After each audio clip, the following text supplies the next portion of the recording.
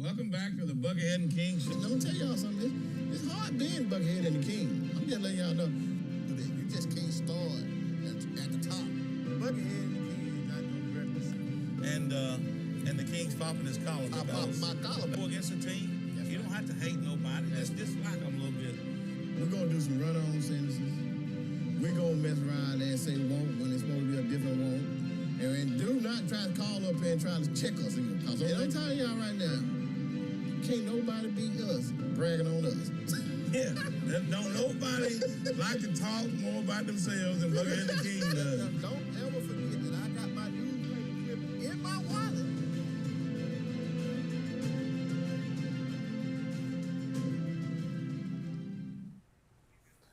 Welcome to High School Prime Time with the Coach and the King Show. First I got to say this first. I got a bunch of guys over here to my right that I know. They know I love them, and I'm just the people out here in TV land need to understand.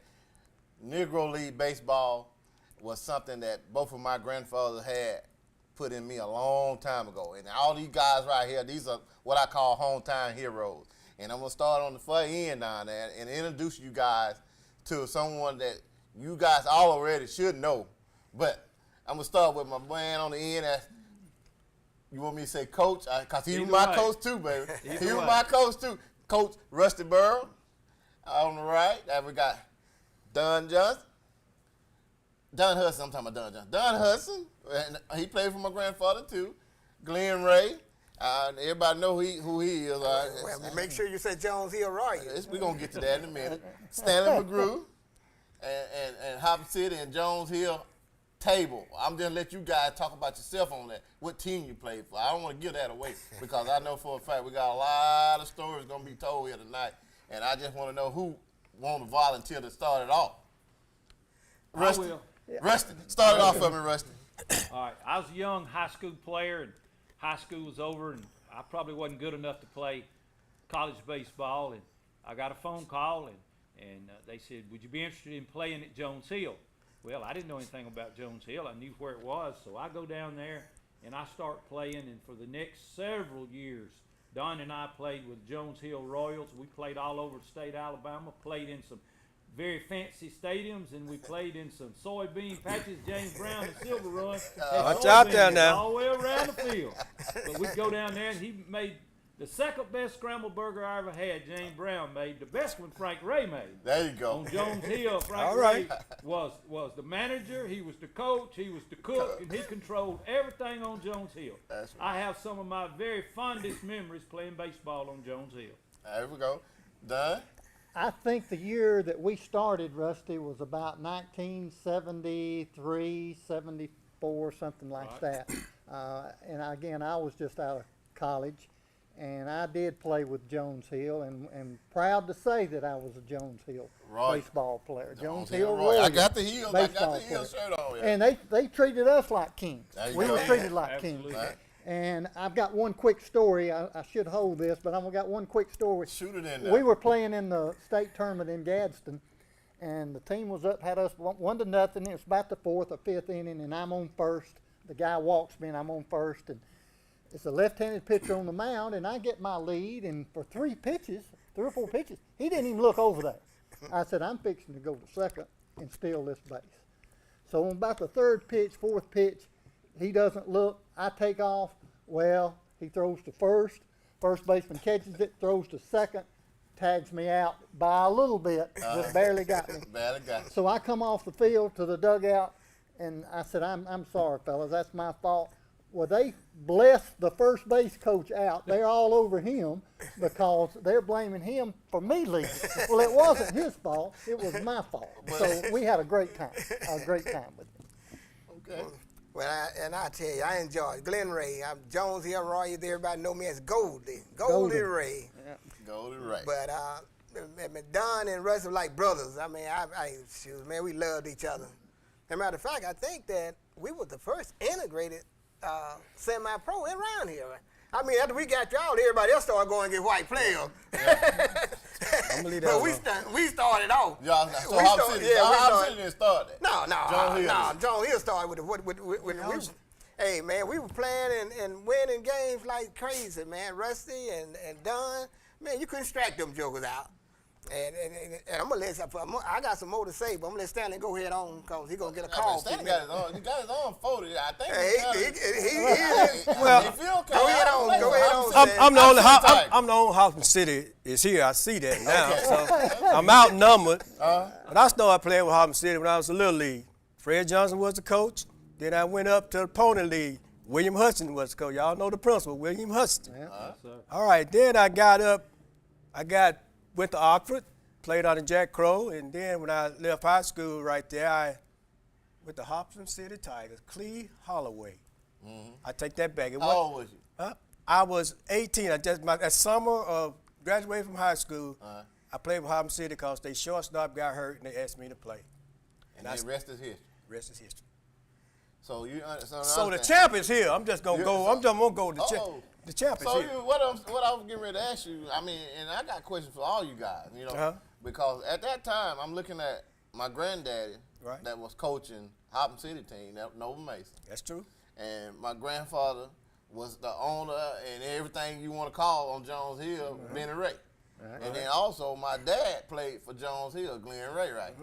Now, I have heard stories when I was young coming up about how big of that rivalry was, and you know, if Hoppin City and Jones Hill played, your cars be down the road. People be walking up there, and they be sitting around there, they betting on the game, they talking, everything. Fish frying, barbecue, slanging everything. Oh, absolutely. Good times is what Dunn was just saying. So what I want to ask you was the talent of baseball that was there, the guys that was on the team. You guys got anybody that sticks out to you? And I know some people actually played pro ball. Oh, there's several. Played there and left there and come back and played. Oh, there's great players. You want to take that, Rusty? Well, you know, the first one comes to mind is Willie Smith. Oh, yeah. Willie Smith. Oh, yeah. That's well known. I saw him. When I was a kid, I collected baseball cards. I was 10 or 12, and one of my favorite cards was Willie Smith because on the back, he said his hometown was Anniston, Alabama, and that's where I was. So guess what I got? What you got? You got that card? Oh, Lord, have mercy. I got a Willie Smith Los Angeles Angels baseball card right here that I've had since I was 10 years old, and I'm 67 now. Let me see that card. You look at that card. I carried it with me.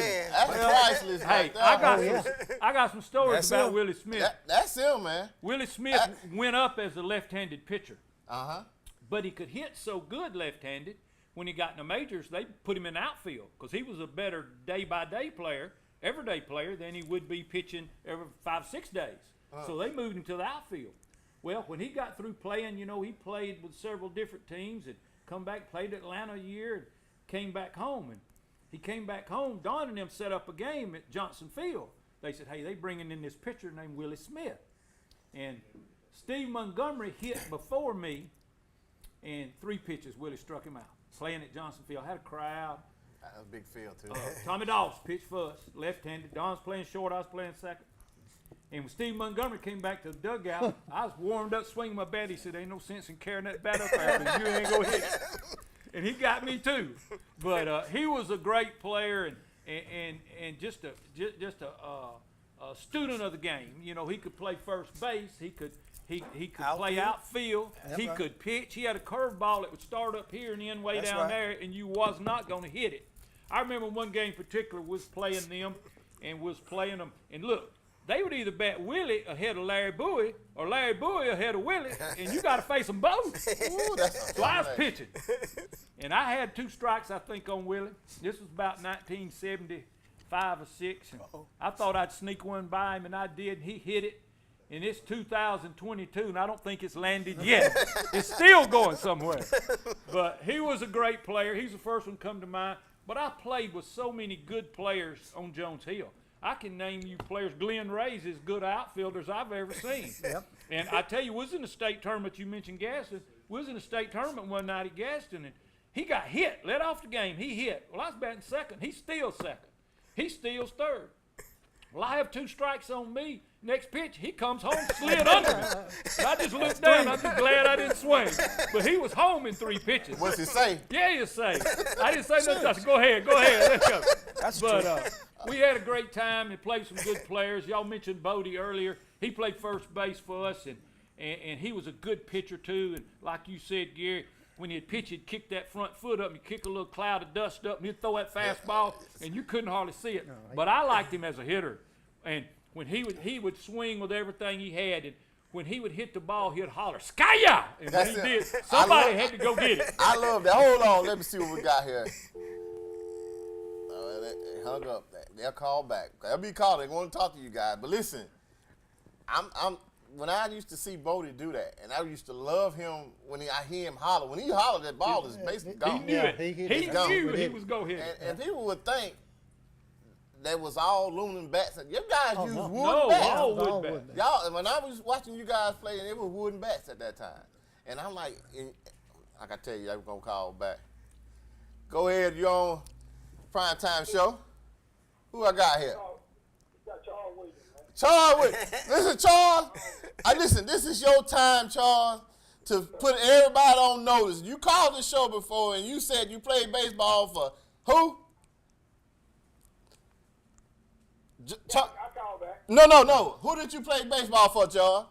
I played for John Hill in Hopper City. John Hill and Hopper City. But did you beat Hopper City, is what I heard you say? Man, act Glenn Ray. Act my outfielder right there. He said. There you go. I want you to tell your own story. Ray Charles tell his story better than anybody. You tell. Well, I'm gonna help him. I'm You gonna help help him. I'm gonna help him because I'm telling you right now that he came up there with that curveball, and the first 3 batters came up. Watch out there now. I was the number 3. Come on now. Watch the out. The first one hit the ball so far, I went and got it. Second one hit it, I went and got it. Bub B got up there. Charles threw that curveball, Bub B hit it. He hit it, and then I heard Titty Babe say, "You go get that one now." Okay, I'm on. And I didn't do nothing but drop my head and take out the running because I knew it was hit hard. So somebody Go get it. I went and got it, and I heard him say, "Man, did you see that?" And from then on, it was Charles Williams' show. I'm glad he said Bub B, because Bub B batted clean up. That means somebody got a hit. Somebody got on. And Roland, Young batted first, Donald batted second, I batted third. Okay. 3 of the fastest in the league. Three of them. So twins. if Bub B came up, Yes. somebody got a hit, Charlie. Well, he didn't say he pitched a no-hitter, Jack. Huh? Well, What I'm telling well, you. he said, well, he said it, though. He said after the I said 1, 2, when- 3, he said. I said when Bub B got up there and hit it, they said, "Now you go get that one." Okay, so Okay. listen. Who got the bunt I laid down? How you know you let bunt down? I was a bunter. I learned from Mr. Charles, let me get this show back up. Let me line this show back up, Charles. Charles, I got part-time. I ain't got no Alzheimer. I got part-timers. I don't believe they pitched you against Houston City, sir. I hate to say that because that was a rival, and you wasn't their ace pitcher. So I do not believe they pitched you against Houston City. So let the man tell you what he did, Huh? Stanley. He What said- did Charles, what did you do? I'm just saying about it. Well, we not rivals. Oh, yeah. And I don't believe y'all went and got a. Then he said that was his second time pitching. I want to hear him I say just don't it. believe that. Let Charles say it. Charles, Not no. Go ahead and tell it, Y'all Charles. went and got a rookie to beat Hopper City. and come up there and play against a rival team? No, sir. Okay, Charles, what you got to say about that? And he was a hind catcher. He done asked a lot of questions, and the one in Hopper City told him that I beat him. Yeah, he done went around and did his homework. I- He don't want to believe it. It's about 4-4 now. Mr. Ray said you did it.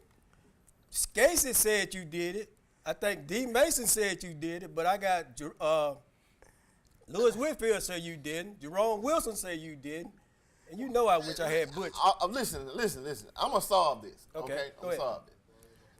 Back in the day when the Cowboys come out and start talking about going out in the street, I beat them the next year. They told me I was going to play for Hopper City. then you beat them because they tried to steal a player. Charles, they tried to steal your player. I understand. We had, Hey, okay, hey, We Charles, had listen, we had listen, 38 players I on gotta the go. team. I gotta go to a break. But Charles, I appreciate you calling, man. I'm gonna stick with Stanley here. I'll get him straightened out for you. All right? it's going to be hard. All right, I take can, you to a tell you, break. I can tell you right now, Charles, you beat them. We didn't need no players to go get them. Go to break. The Advantage Plus roofing team offers commercial and residential roofing services. Their exceptional craftsmanship, high-quality materials, and knowledgeable staff will deliver superior results at affordable prices every time. Call your local Advantage Plus roofing office today at 256-375-9339 and find out why customers rate Advantage Plus roofing #1 in satisfaction. Estimates are always free and financing options are available.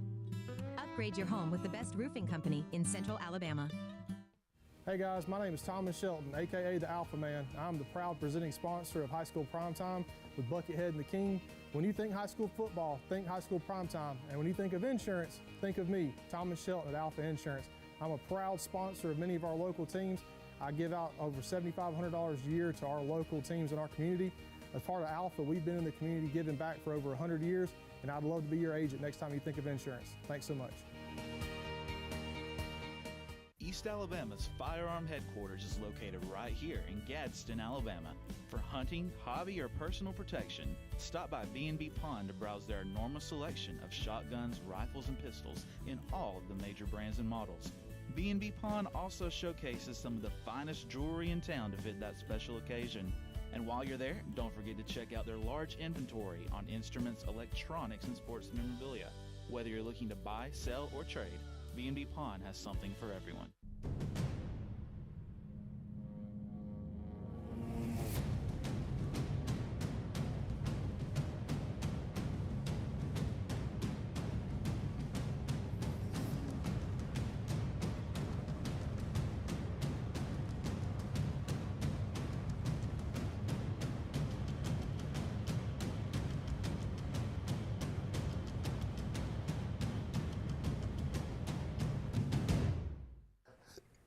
Welcome back to High School Prime Time with the coach and the king. The coach don't show up now. I had my phone blowing up 2 or 3 different ways here. They want to know, where's the coach? I'm glad you showed up, but hey, when it come down to the kids, and you got to do what you got to do, and I'm glad you showed up, man. Yes, I told sir. you, don't be in no hurry. We'll be here when you get here, and you see what we got up here. Man, This I is tell you what. hometown heroes right here. I got chill bumps running up me now just sitting by these legends here because, you know, there's so much experience, so much knowledge, and if the young people don't know who these people are, they need to listen to this show and listen to what they've got to say because I've been knowing Don and Rusty here for a long time, probably over 20 years, and my father-in-law played with Don and probably Stanley too. I'm not for sure. But Sam Jenkins, he played with them, and I heard all the stories back in the day about you guys and the practices and all that. And such honor to be with you guys. I came from Winterboro, and Faith was playing baseball and was 62 and the top of the 6th one left. So Faith was ahead. I'm glad you made it here, but look how this phone, man, they love you. Yes, sir. Hey, go ahead, young Prime Time. Yeah. Man, I'm calling it. Listen, can you hear me? Yeah, I hear you. Now listen, this is my uncle calling here. Jones Hill Royal coach. Now can I get you to help me out with Stanley here? He don't want to say that Charles Williams went up on Cleve Holloway Field in Hobson City and beat the Hobson City Tigers. Can you help me with that? Yeah, I'm okay. I know Looker and Blackjack. I Uh-huh. know Looker and Blackjack. And he used to ride around me in the car. Uh-huh. And now he was a good ball player. Stanley was? Oh, yeah, he was Came up good. there and I City was throwing that Sweetwater curveball Uh-huh. and beat him. And beat him. And beat him with the Sweetwater curveball. Now listen, Uncle Dennis, I'm so glad you said that. And I'm not gonna let Stanley say it's a lie no more.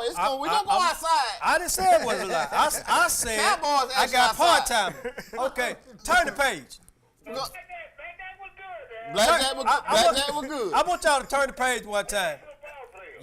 Y'all might have won the regular season. Who won the championship?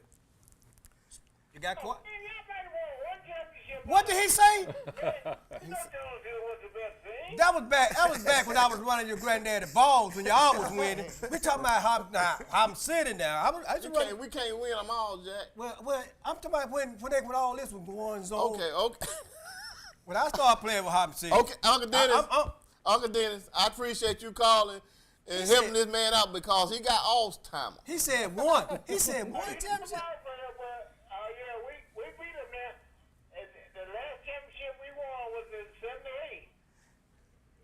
And y'all beat who? We beat Center for the last I championship. just gonna say now. beat Go Center, somewhere else now. Don't be talking. we beat I'm Center. tired of y'all picking on Hobson City. What? Oh, I'm telling you, I believe they tried to make this a ball team. They had some pretty good ball players up there when they went out there. Who they? Okay. Come on with it. Come on with it. Terry Abbott. Come on. Pitched. But still, it was just too many rays up on that hill. Look. This before you played, Jack. That's what it sounds like he's saying. Yeah, that folks standing. That folks standing. Because I know Charles talking about we had about 38 players on the team. Because we had people from Jack State. We had people from Fort McClellan play with us as well. So we didn't just have we had a lot of players. We had so many. So don't just say. Ooh, he keep calling Sweetwater. Listen, hey, Uncle Dennis, thank you for the call. Let me handle this right here. Look. I sure appreciate that. All right. I bought it too good. for that. Stanley, listen, Stanley. Yes, sir. All right. I know y'all say this. I kind of, let me, man. Go ahead. Listen, I kind of stacked this deck. I know, because it's a want lot. you- It's a lot of Royals. It's a lot of Jones Hill Royals in here. I want you to recognize Okay. now. Because I want you to get to the story where everybody got a chance to go, getting ready to go play up in What you Kansas talking? City. What you talking? Oh, I'm man. going to give you your spotlight. But right now, I got to have Rusty to tell this. Listen, Okay. Rusty coached me in high school too. I did. But I want everybody to know that Rusty Burrow was on Jones Hill playing for my granddaddy baseball team. And he brought the first aluminum bat. You can understand the first aluminum bat out. Can you help the TV world with this? I love this story. I want you to love this story. Wait just a minute. Okay. Was it because he had the money? He was coaching somewhere. He bought He bought it back. Yeah, because he always had this. He was always had coaching. this. He was coaching at White Plains. I was at White Plains, that's right. White Plains. Now watch this here. Now I was young. I was running foul balls. I was coaching during the week at White Plains at the time and playing with Jones Hill on weekends. And we had a little bit of money out there to buy equipment, helmets and catching gear. And I bought the first aluminum bat I ever saw. And I got that thing and I hit a little bit with it. And boy, that ball jumped off that bat. So I go up on the hill that next day and play. And my good friend who actually I coached with at White Plains, Isaiah Evans, was umpiring behind the plate. And he was my friend, and we worked together every day. So I step up, batting second. I think Golden led off, and I hit second. And they threw it up there. And Jones Hill, the way the field used to be, was at that short left field. Well, I knocked it over the hill. Well, the kids got the ball, and next time I come up, I hit another one over the hill. Well, that time somebody hollered, illegal bat, illegal bat. Well, Coach Evans picked that bat up, and he looked at it from top to bottom. He threw it out. Said, we ain't playing with them. We playing with a wood bat. I hit 2 home runs, and he threw my bat out of the game. And I'm going to amen that. Listen, that happened. I was at the game. I saw that. But listen, just think. The only bat I ever seen thrown out of a game like that was when Kansas City Royals were playing. George Brett had the pine tar. Yep. And they threw his bat out the game. And that right there, that reminds me of your game. And I couldn't believe it, but I'm going to tell you a family secret that you didn't know probably. Ike Evans never have ever dealt with them Rays on Jones Hill. He always had something against them Rays on Jones Hill. So you was already in the dirt. That's why he was throwing your bat out. Now, if I'm lying, I'm flying. I'm letting you know. But listen, Don, I'm gonna let Coach ask y'all some questions too now. But I'm just so excited about having you guys. I did a little homework before you got here, and I got to ask the questions. I said, now, you played with Don?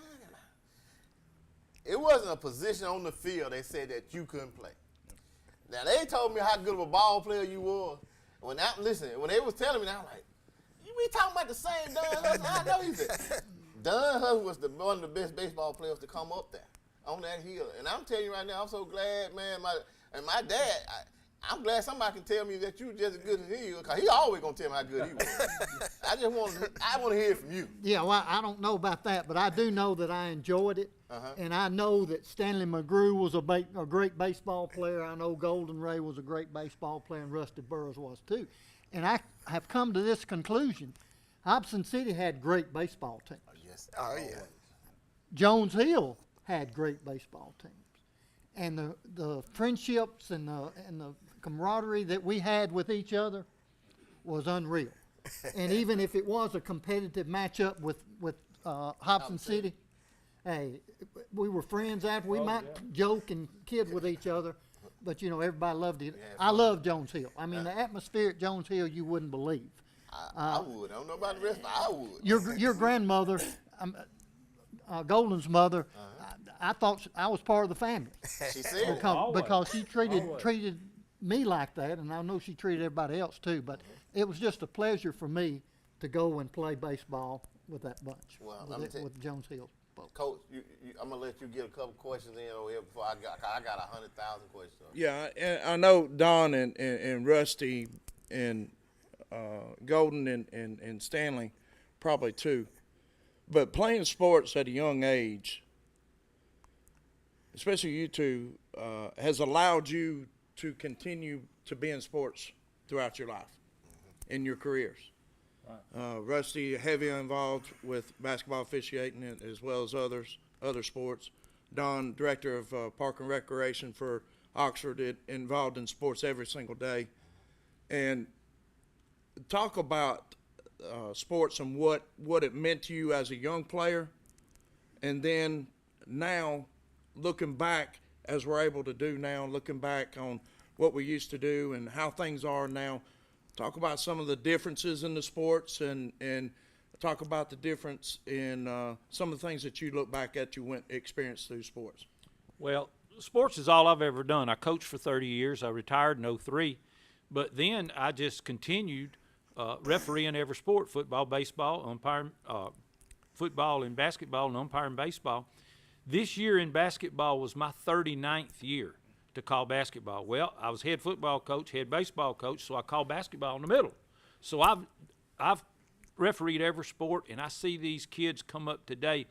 The kids today have better equipment, better facilities, but they're not better players than Gary Mason was. And those kids that came up, because when they were young and a ball game was on Saturday or Sunday on Jones Hill, they started about 9 o'clock in the morning, and they didn't quit till black dark. I mean, they were chasing balls, catching balls, throwing balls. They stayed on the ball field. They weren't inside. We never knew what Nintendo was or any kind of games. They played ball all year long, played ball. And if it wasn't baseball, they was on a concrete court shooting basketball.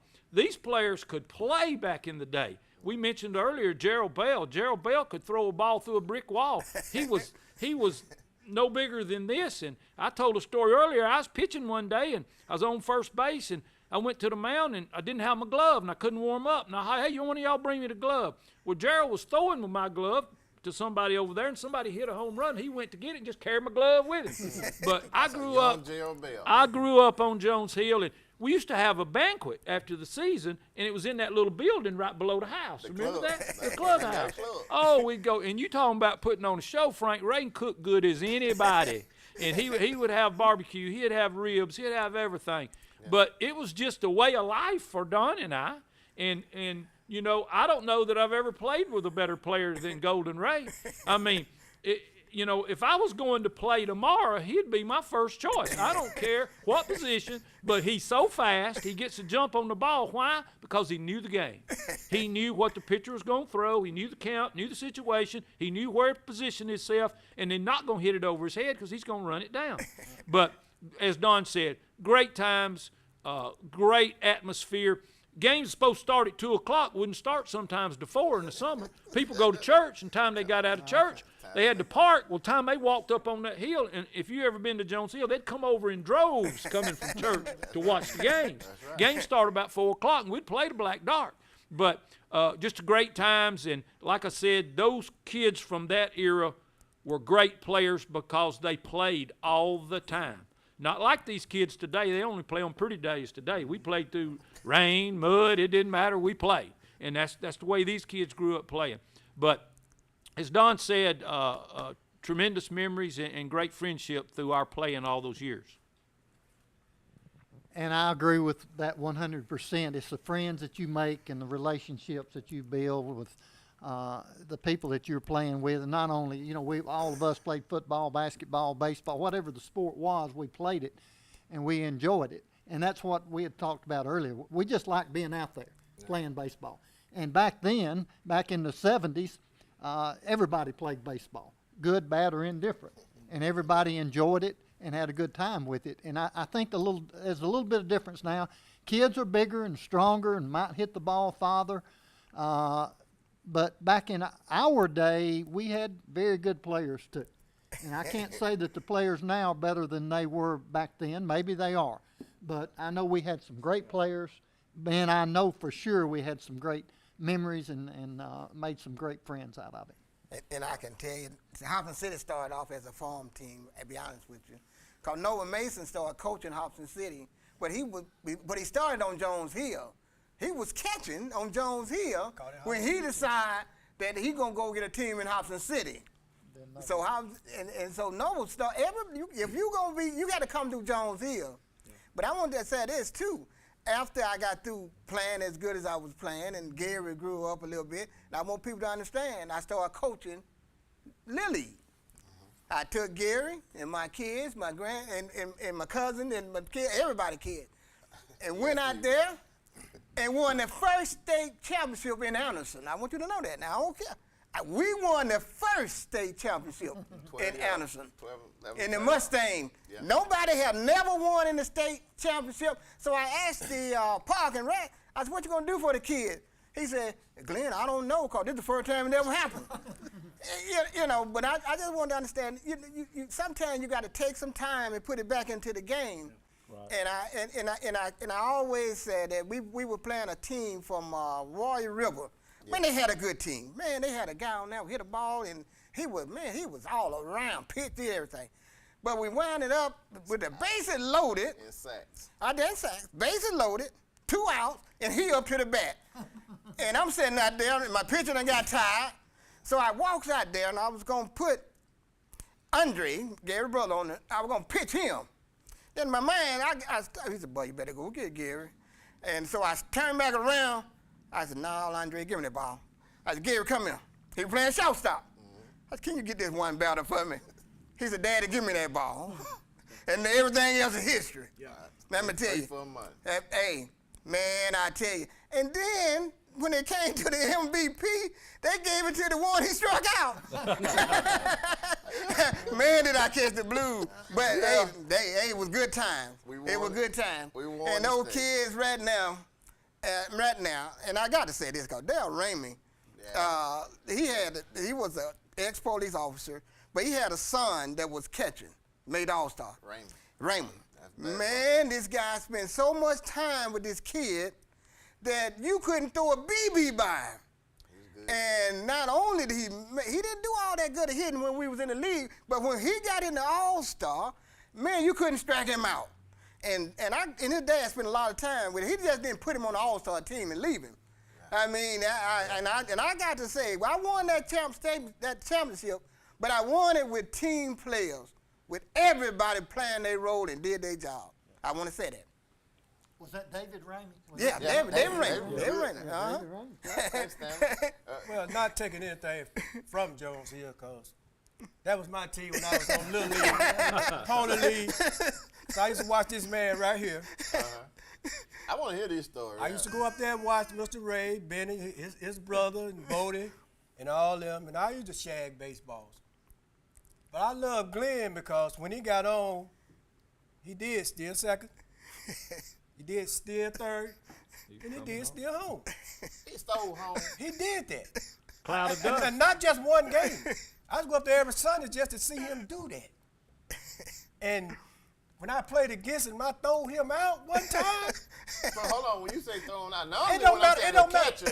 Throw him out still in second. If he got, I didn't let him get on because I know if he get on, it's trouble. So you saying you throw him out? If he hit it to me and I throwed him out, I knew I was ready. So you threw him out. I threw out the road runner from shortstop. And I felt, and then I knew, and then I felt like I could throw out. If I could throw out him, Yeah. I could throw out anybody. But I'm trying to get it. Did you hear what I said? I want that in TV world. When Everybody understand. If I what I'm throwed asking out you. Mr. Ray, the road runner right here, I believe that I could throw out anybody. Okay, so in other words, you telling me you played short, I play short. and when the ball get hit to you, it's short. Yes, sir. If you just a routine ground ball and throw, that's an out. Yes, sir. You feel And if like I got it's him, like oh, man. Well, Rusty, he run that fast? He did. Yeah, If the ball bounced twice, you couldn't throw him out. Now, one hopper, you could throw him out. Oh. But if it bounced twice, he's on first. Okay. Ground ball. Look, we're going to go to a break, and we're going to come back and get some more of this right here. Hey guys, my name is Thomas Shelton, aka the Alpha Man. I'm the proud presenting sponsor of High School Primetime with Buckethead and the King. When you think high school football, think High School Primetime. And when you think of insurance, think of me, Thomas Shelton at Alpha Insurance. I'm a proud sponsor of many of our local teams. I give out over $7,500 a year to our local teams in our community. As part of Alpha, we've been in the community giving back for over 100 years, and I'd love to be your agent next time you think of insurance. Thanks so much. The Advantage Plus roofing team offers commercial and residential roofing services.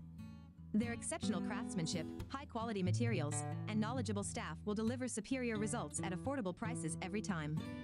Call your local Advantage Plus roofing office today at 256-375-9339 and find out why customers rate Advantage Plus roofing #1 in satisfaction.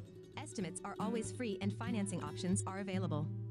Upgrade your home with the best roofing company in Central Alabama.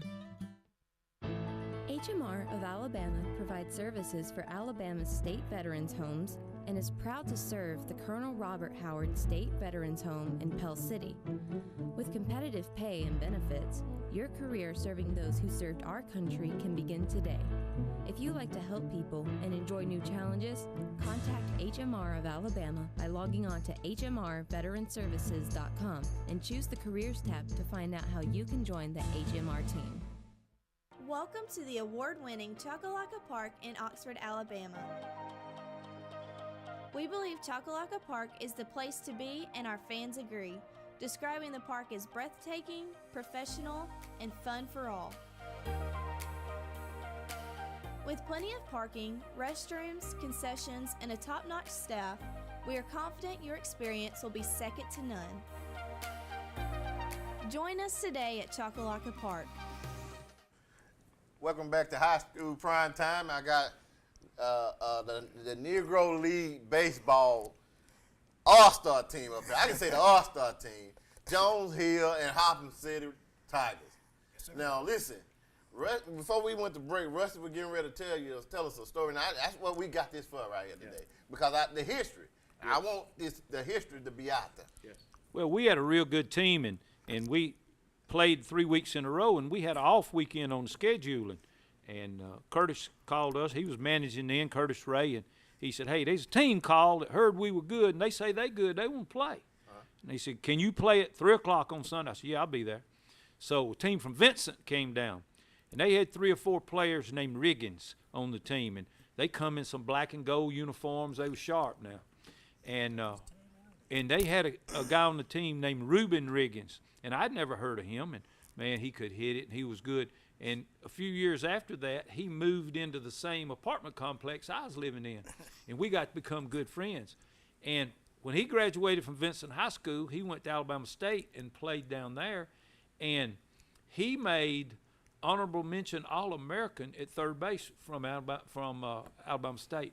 So they had a stacked team, and I think we beat them that day. But they kept wanting to come back, but we said our schedule's full now.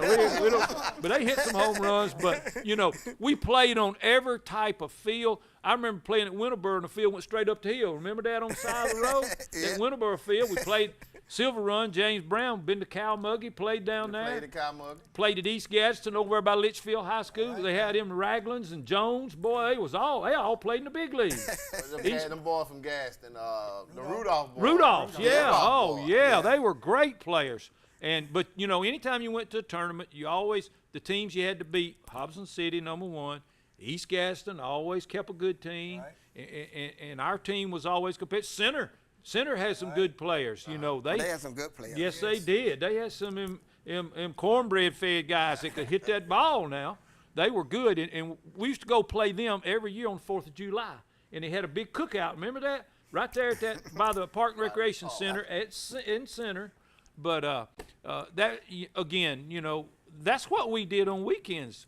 We worked during the week to play ball on the weekends. Right. It's not quite like that anymore these days. I remember when we was up in Center, and my brother Benny was pitching. Man, and he was throwing that ball, and they was over there betting that money, and he was throwing it. Because Center had a good team, too. Had a big old tall dude, tall Paul or something. Man, that joke could throw, too. And my brother was just throwing. He was pitching, and they said, we about got him. He getting tired now. It was getting late in the evening. And so we went out there, and they said, well, let's take him and put him on first. They said, we got him, he gone. They didn't know Bodie then. Yeah. Bodie came in and relieved him. Bodie was better than Benny. Yeah. Both of them left-handed. Yeah, left-handed. that guy right there, I know you guys actually got a chance to play with him. I got a chance to play when I was around 17, 18, I got a chance to play with Bodie. And he was on up in age then. But I always looked at him as a kid and say, man, that's about the closest I'm going to get to a Major League Baseball player. Well, not knowing that I got a chance to see Willie Smith, right. Larry Bowie, right. and from being around my granddad, didn't know that he was the best ball player in my family. But people always told me that's just good. Noble was a ball player. Yes. And see, what I wanted, Stanley had a story. He told me this, and he said that they went up there. They were planning to go play against the Kansas City Royals. If y'all won. Well, we had to try to play against the pros, but we had to start at home and win. We beat the Gaston. We went from Gaston to Boaz, from Boaz to Abbeville, from Abbeville to Gunnersville. And when we got to Huntsville, I couldn't use my name. You couldn't use your name? Somebody had said they were Stanley McGrew. But I could play. You can play. I could play. Kakeem, Kasoon, somebody. I don't know what the name they gave me.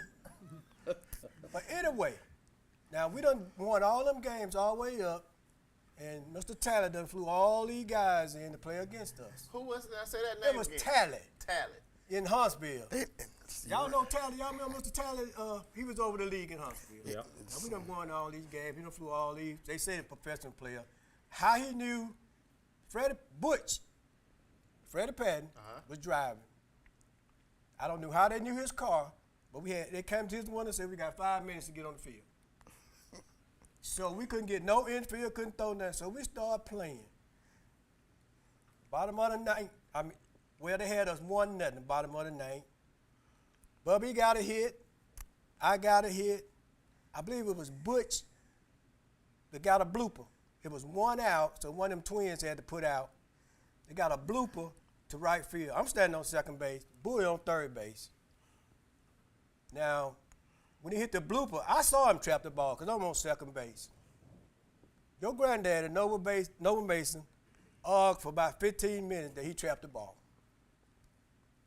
At the meantime, Larry Bowie had went home, and your granddaddy got tired of arguing. He said, that's all right, we're going to beat him anyway. We done tied the score up. This guy got on the mound, appealed that Larry Bowie left early. Now, it was 1 out. They done got 2 out and didn't get them. Ball game over. Now, if you win a championship game, what you gonna do? You celebrate. Them guys got their equipment. They packed them bags up and hit that gate so fast.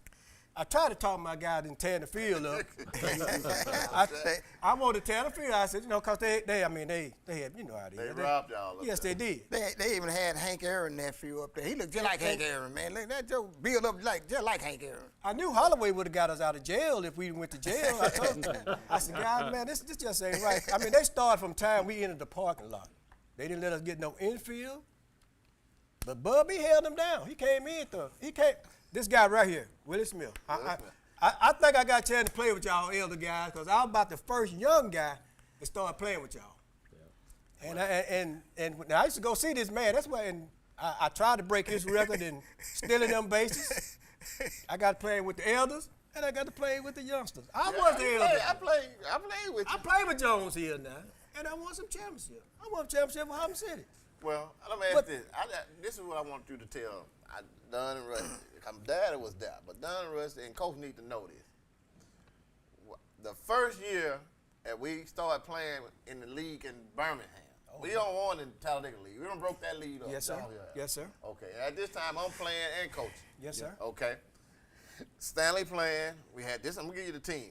We had Rodney Malone, Kevin Malone, Gerald Bell, D. Mason, Stanley McGrew, Casey, Travis Wilson, Said Dorman, James Young. All that was on that team. Yeah. Okay, so well, we got a couple more pictures. I think now we had won the league over here. We won the Talladega League. So when we go over there to Birmingham League, they was talking about Buck Vintage. Hold up. I'm gonna lead you into this. Okay. So me and Stanley get in the car and go to the meeting in Birmingham to join this league. Mm-hmm. Stanley telling me, don't go in here talking smack. Just hold up. We done did. You know you ain't supposed to brag. Okay, go ahead. They don't know. I don't like to brag. I go in the meeting. I don't want to hear all that what he's saying. What I go in the meeting and say was, who is the best team in this Birmingham league over here? Yes, sir. Yeah. That's where I want to play. Yes, sir. First game. And the guy that was over, actually was the president, athletic director over Miles College at that time. And the team was Buck Village. They win championships every time over there. We had one over here. He didn't like me from point A to B when I said I want to play you first. Right. He looked at me. You didn't only say that. He said, do y'all want to give us the trophy now? Yeah. Well, I meant that. I meant that. We ain't playing us again. Come on now. But listen to my lineup. This is the team I had. So I knew I had the best team. Yeah. They ain't have nothing on us. So, okay, first year we go over there. We playing. We beating them. A couple teams come over here and they beat us. We beat them. We get back in there. It's time for the championship. Mm-hmm. We get over there and, boy, we sweep them. We beat them on their home field. And then they moved. Beat them bad. They moved from their home field and went down there. It was the Inslee Park. Yep. They moved from their home field because we were hitting so many home runs over there. Went to Inslee Park, and Gerald Bell had that curve ball. I mean, it was dropping behind the helmet and coming all the way around. We went to Rigwood, too, man. Went to Rigwood. They tried to, that's why I got hit in the eye over that. Right. But this is the thing. We won the championship, and at the end of the game, they supposed to have this championship trophy, a big one. And I wanted that trophy bad. Yeah. We all celebrating, and we go out there, and they didn't have a trophy. They told us that they would give us our trophy the following week. We ended up getting that trophy. The next baseball season started up. They had to come over here and present it to us on our home field. And that just made me real hot. Go ahead, Stan. Now, what really, they tell us they don't think it was right for us, our first year in the league, to win a championship. That's in Birmingham. That's in Birmingham. I said, man, you think we were traveling all the way over here just not to win? Yeah, that don't make sense. I say that to say this. The names I named all on that team is the reason why I wanted to, this that next point, because I know for a fact you guys had some pro ball players on that Harlem City team and Jones Hill team, and not just Willie Smith.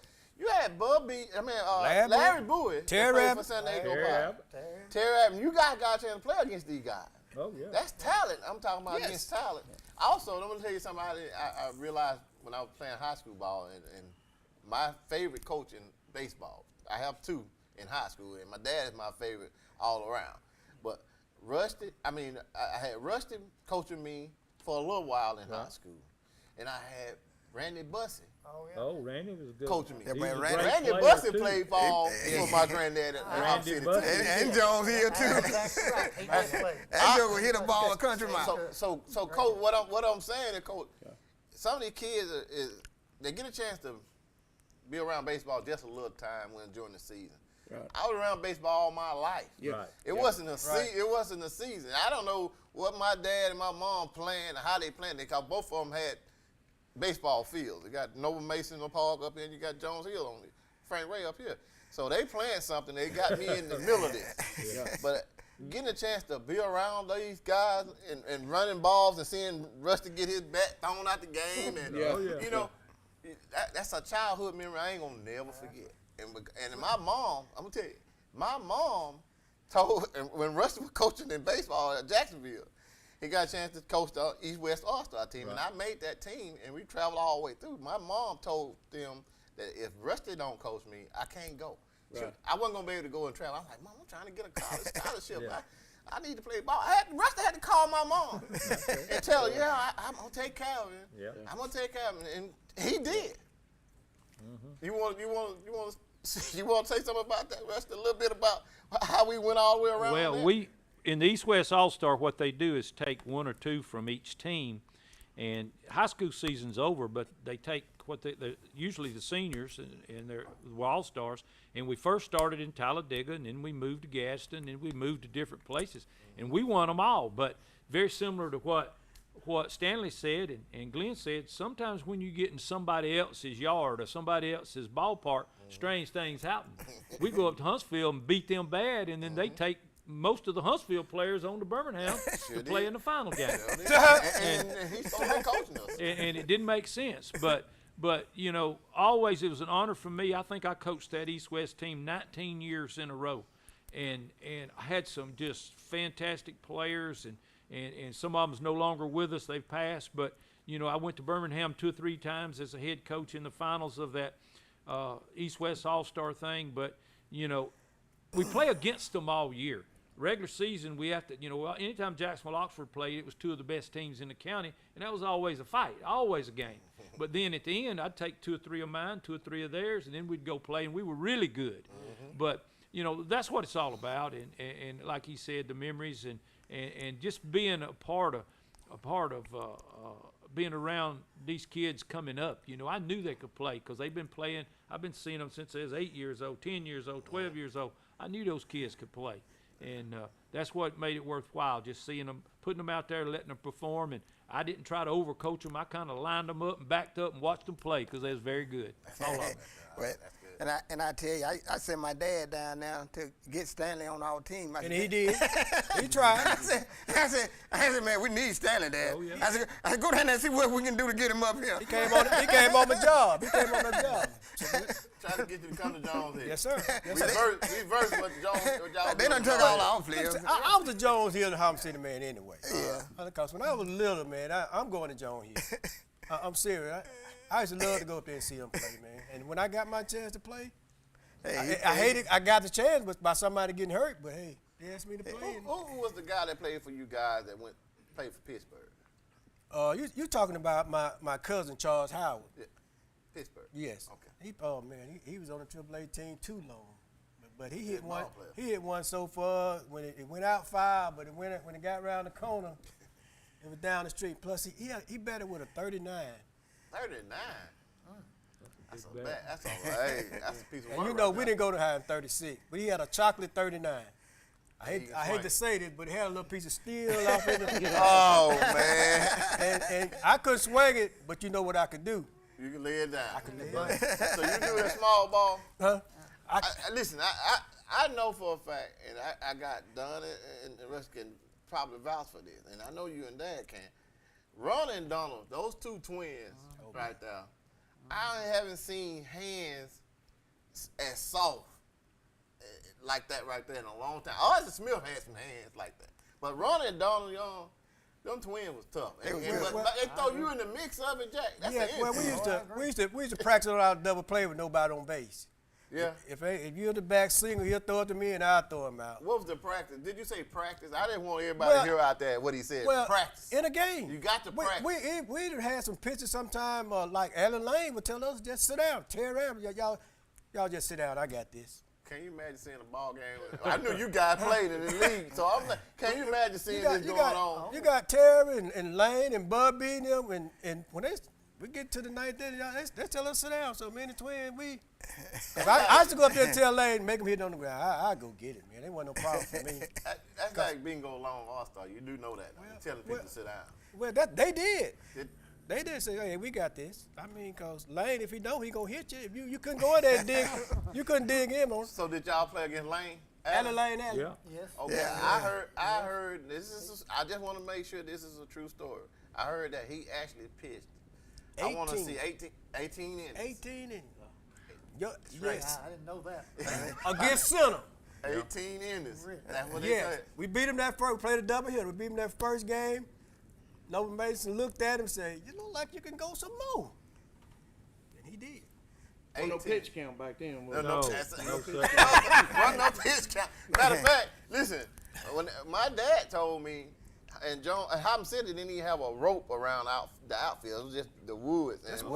Until he started running and getting them in the woods, that's when y'all put the rope. They put that rope up because I want him to tell it. when I went up there the next year with strings all around that field. No. I want him to They said if it go over that string, it's a home run.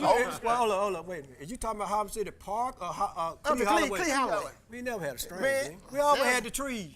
No, Stan, I'm He telling got you. some part-time. We never I had. just want to let you know this is the story I go through. He never had no trees. Man, We I never went had up. no I lawn, went up man. there. I caught everything they hit.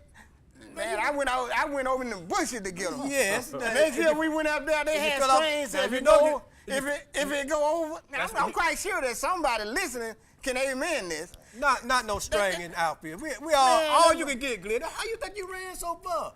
You couldn't. The next year though, I couldn't run No, that sir. far because y'all said if No, it go sir. over there, it's Boy. a home run. Boy, this joke. I'm outnumbered. I wish some Hobson City players called in and give me some help. Because I'm outnumbered up here on this here. But I want to tell you though, but let me tell you something. Man. When me, Rusty, and Don and all of them, man, I'm telling you, when we went, I don't care where we went, Gaston, all them type, they talking about they had them good teams and stuff. Gaston did have a good team now. Gaston. Man, Gaston. Bodie pitched a double hitter up there, and we beat him in the championship. He pitched all 18 innings up there. He pitched 18 too? In East Gaston. East Gaston. In East Gaston. How come you ain't just told that story, man? Now, Bodie, that's what Bodie, I'm telling you, Bodie pitched 18 innings in East Gaston. We beat him. We had to beat him. I got somebody want to talk to y'all. That's a Hobson City player there. Go Go ahead, ahead, Hobson City. prime time.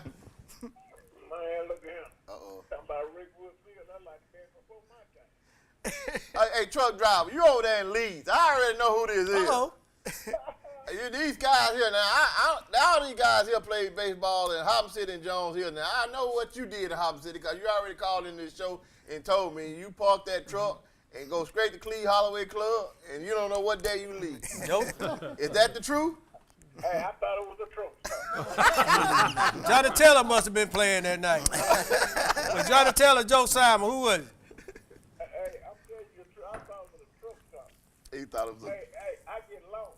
Because we seen him going up on that night, he got somewhere up there around before you get in the house, we don't know where you went. Where you was at? Hit them woods. Holloway. Hey, he gonna come get him out of jail. Hey, he won't come get nobody out of food hers out there. No, he didn't want to go to jail in Florida. Talking about Clee.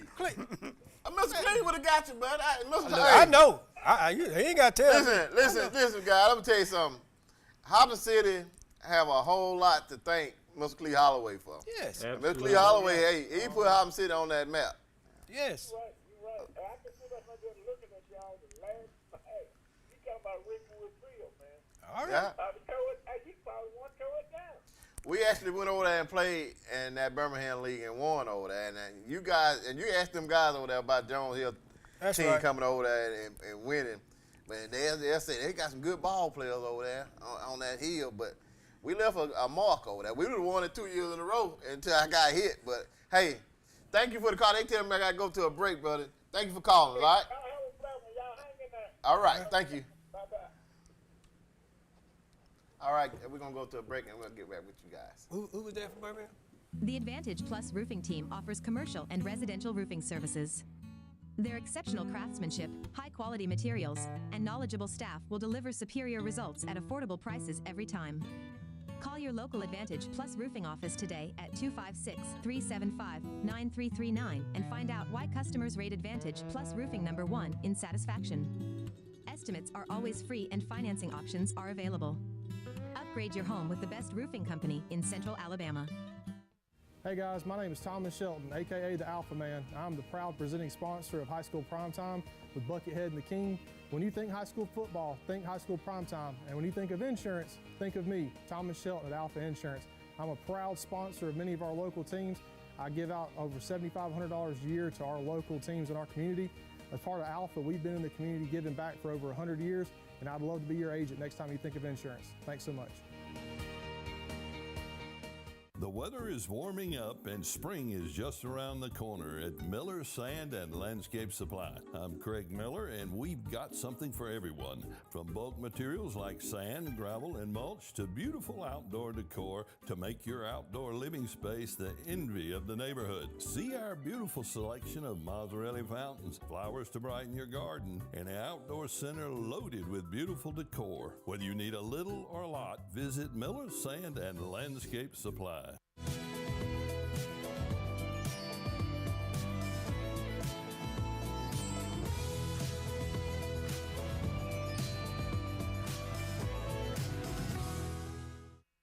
Don't just dream it. Call Family Savings Credit Union. Right now, get something you want for as low as 2.24% APR. You can even apply online or by phone. Family Savings Credit Union, where your money grows with you and your family. Welcome back to High School Primetime with Coach and the King. I'm Jason Palmer and Gary Mason. We got some legends up here. Stanley McGrew, Glenn Ray, Don Hudson, and my man Rusty Burrows.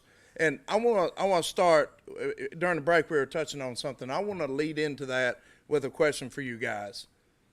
I'm around this generation now, the young people now, coaching them, mentoring them, and I see what I see from this generation different from when you guys played is, number one, the love of the game. They don't have the love of the game right now. And along with that comes with not having the knowledge of the game. If you don't have the love of the game, you're not going to have the knowledge of the game. It doesn't matter what sport you're playing. And so that's what I'm seeing now. There's so many distractions for these young people these days.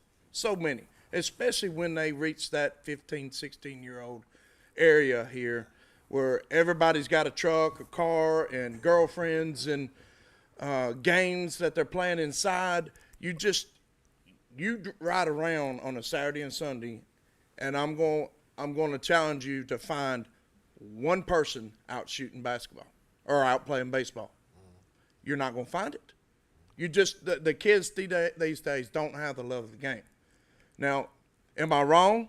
Or in Hopper City, there every Sunday is a bunch of kids in the park shooting ball. Basketball. Yeah.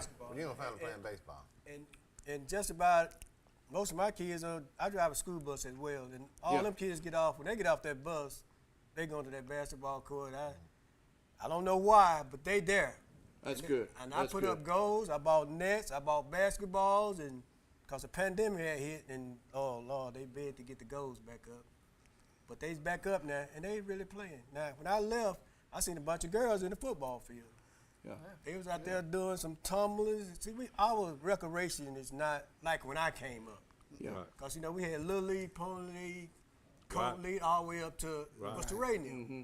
So, we are, and matter of fact, that we had rivals back in the day with West Downs and South Anderson with guys, Mr. Brown and Mr. Hudson. And you go out West Anderson, if you won the game, you better left your helmet on when you got ready to leave. You're going to get rocked. We used to play out there by Randolph Park School on that field. I played there many a game. Yeah. So we got a call coming in here. Go ahead, you're on prime time. What's up, my East Side family? This is Mal from Fayette. Hey, brother, how you doing? Man, we're doing all right. Hobson City, we cook-off, is it down? Yes, matter of fact, I was going to wait till the end to talk about it. I'm so glad you said that. We, notice them guys called the King out on cooking. They want to challenge me on the cook-off for some real. Central City want to cook off against Hopper City. And, I'm not no kind of way scared of that. So, the mayor called me the other day, and she said it's a go. So what we're going to do is we're going to get the date together. I want to make sure them guys don't start talking about they got their work and all that since they went on Facebook Live and started talking about it. I told them, wait, I get on TV and talk about you. So what we're going to do is Hobson City and Central City going to have a rib cook-off. What did he say? No, he yeah, didn't. Yeah, they challenged the King. So what we're going to do is the King going to have 3 other guys, and they're going to have 3 guys cooking with their own grills. I'm going to have my 3 guys. We're going to cook, and we're going to raise some money during this cook-off. And we're going to donate the money to the Saver Center, to the kids over there at Miss Holloway at the Saver Center. Oh, my, that sounds wonderful. So what we're doing is we're going to get this together, and we're going to try to get a couple more sponsors in. And I want you to, I know you said you're going to come down and get you something to eat, but you make sure you come and get some reels from the King first. You hear me? Man, why would I go on anybody else when I can go straight to the King? Straight to the King, that's right. Don't go nowhere else. And you heard Rusty and Dunn say my granddaddy used to cook some fine ribs. I tell you, the apple don't fall far from the tree. You got that right. Coach, I agree with you 100% about kids not being on the field. I finished my 33-year coaching career in Florida before I moved back here. And you cannot pass a field in the state of Florida. So everybody talk about why they recruit Florida, why they recruit Florida. You can't go to any field in the region I lived in Florida that didn't have little girls out there pitching to their daddies, dads out there hitting fungo to their sons or daughters, and then I got back here and I got a culture shock when I got back to Alabama. I know we got weeds and stuff on the field. Didn't have the weeds and stuff on the fields in Florida because they were being used down there, and that's why they're being recruited in Florida because they put the work in. Like you said, these kids here don't want to put the work in. You got to love what you do, and you got to be a master of your craft to get recruited, or even be the a good cog on your machine. On your team to be much better than you were. Well, let me say, Coach Rusty said this earlier. You know, he was out here watching these kids play, and he knew what kids would. If I was a coach, I want to do that homework. I want to go around to these neighborhoods. If I want to have a good team, I want to make sure I know. I want to do that bloodline. I know their dad played good ball, their granddad played good ball, and I'm watching him. He's not in the house playing Nintendo. He's out there playing ball. And so if I get a chance to get that kid. And I think, I don't want to let these secrets out, but my daddy did the same thing. Not only did he stack that 11 and 12-year-old team that we won the state, I can say he was stacked up now because they can't take the trophy from him. But he not only had me on that team, he had my brother Andre on there, he had my cousin Tim on there, he had my cousin Meat on there, he had Larry Jackson, Aaron Thomas, Raymond. Everybody, he had at least 6-7 family members on that team, Jack. And he knew what we could do. You hear what Rusty just said. He been watching us since little kids run foul balls. And my granddaddy didn't have a ball field. In the summertime, we're going to play baseball. And once them grown folks on the porch talking, get out there in that field and y'all go play. Get away from around the grown folks talking. That's how we had to do it. And we had some fine guys come through that family that played good baseball. Jeff Bell, Gerald Bell, Tim Bell, Andre Mason. You know what I'm saying? You got some kids that came up out of that love, out of that bloodline right there. And I think that's probably why Rusty ended up getting me on his East-West All-Star team. I know he was probably licking his chops. I knew he could play. I mean, you can look at family trees. They mentioned Randy Bussey. Randy Bussey had 2 brothers that was great players. I played with Rowan. Yeah, Rowan was a catcher at Oxford. Right. Robbie was a pitcher at Oxford. Them Bussey them Bussey. Their daddy could play. Played fast pitch softball with Don and them. Larry Bussey could throw that ball. But families, if you playing against the Rays, you playing against the Busseys, you playing the family. All of them are good. I mean, not just one of them good. They all because they grew up playing ball. And I had 2 daughters. When I retired, I started coaching my daughters in softball. They were both good players, but they had a different outlook. And Coach said it right when he said distractions. I'd ask my oldest daughter, when she was young, I turned her around. She was never going to hit home runs right-handed in fast-pitch softball. I made her bat left-handed. I said, you look to third baseman. If she's back, you bunt. If she's in, you slap. Well, and she did, and she could run good. But I would ask them, say, hey, let's go to the field and hit. And they would look at me and say, Well, we don't play the day after tomorrow. Why do I need to go hit today? We don't play for 2 days. That's why they were never as good as they could have been, because, you know, they had other distractions, as he said. But, you know, that's the way it is today. They have too much on their plate. They have too much to do. And if they were like we were, and you know, I couldn't wait till summertime came where I could stay outside. You know, everything's changed. You know, I lived in a house that did not have air conditioning. We had a screen door, and the big door stayed open, and the screen door, I had never locked my house in my life. And my keys stayed in my truck, that way I wouldn't lose them. No, I wasn't worried about nothing. You know, my daddy built a house where the wind would blow through the front door and go out the back door, and it was cool. I never knew about air conditioning. I was going to college, and my dad said, I'm going to put a window unit in. I said, what's a window unit? And I tell my kids, you know, they get to arguing over remotes when they was young. I said, when I was a kid, I was a remote. My daddy make me go outside and say, turn it toward Atlanta. Turn that antenna. I want to see the Braves game. You know, that's the way it was. But, you know, we got to where we are because of the way we were way back then. And today, I just wish the kids had a heart and a love for the game. No matter what game, football, baseball, basketball, fast pitch, softball, whatever. These young people, if they spent the time that we did, you know, they can go anywhere they want to go. And that's just what they got to do, spend time on the field. I had was, if someone brought a cell phone in my dugout, I went slap to the roof.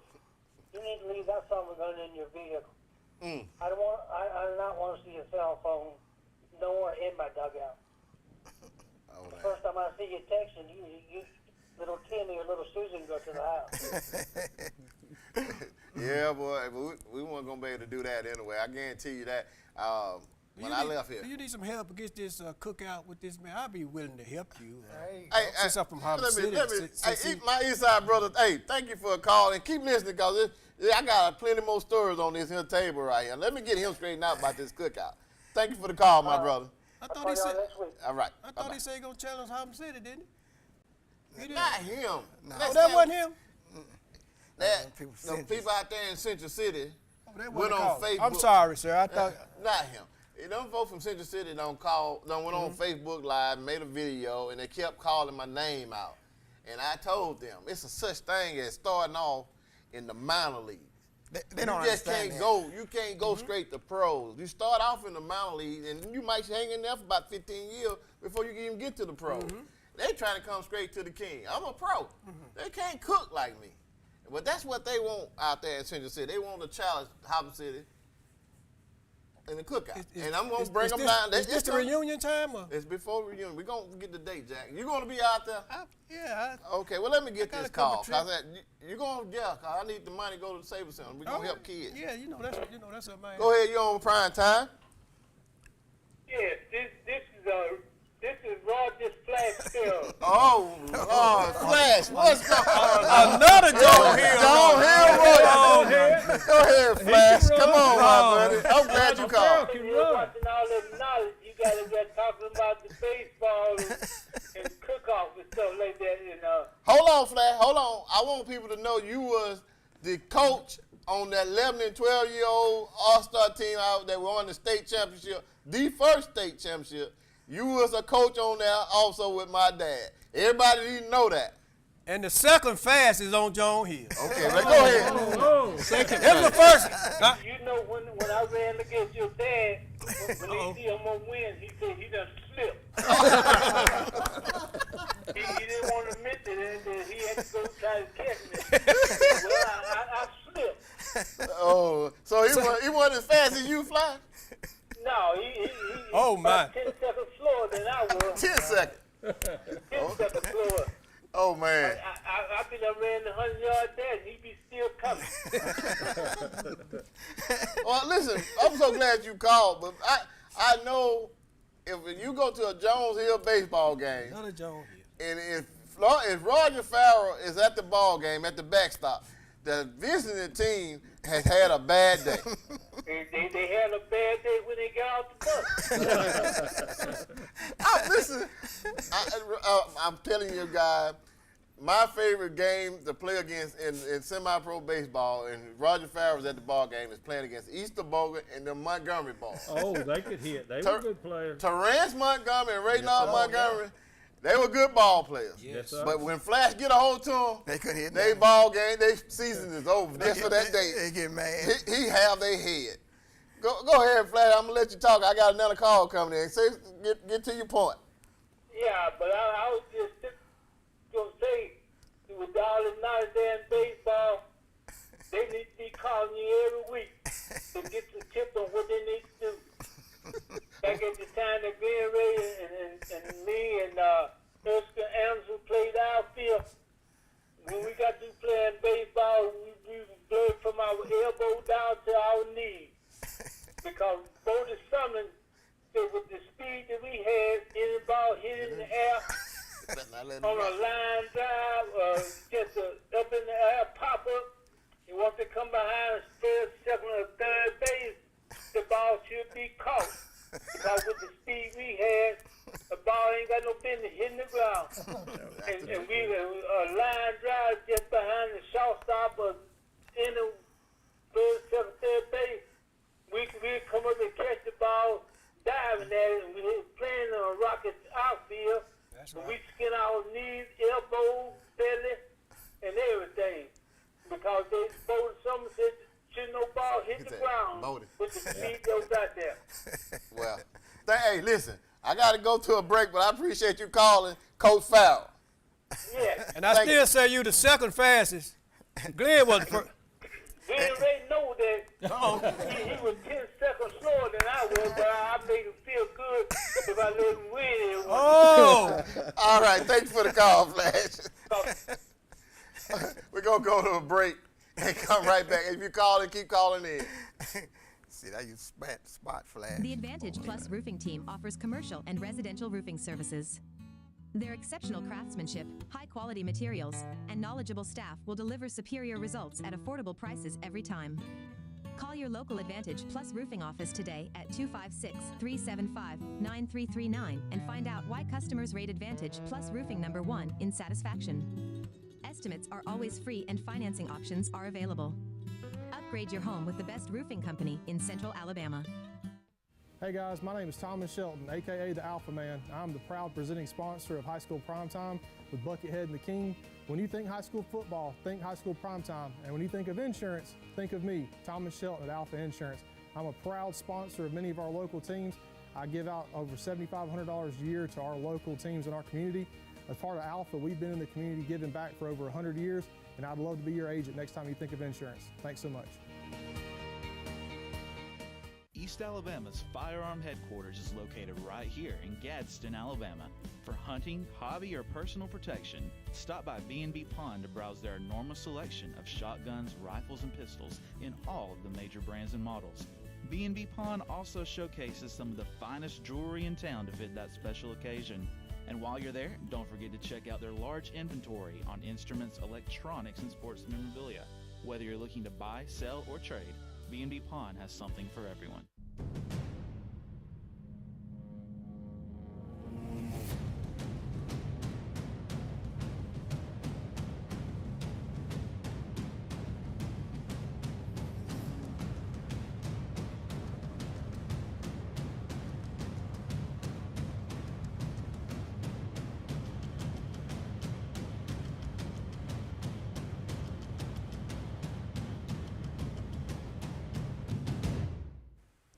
Welcome back to High School Primetime, Coach and the King Show.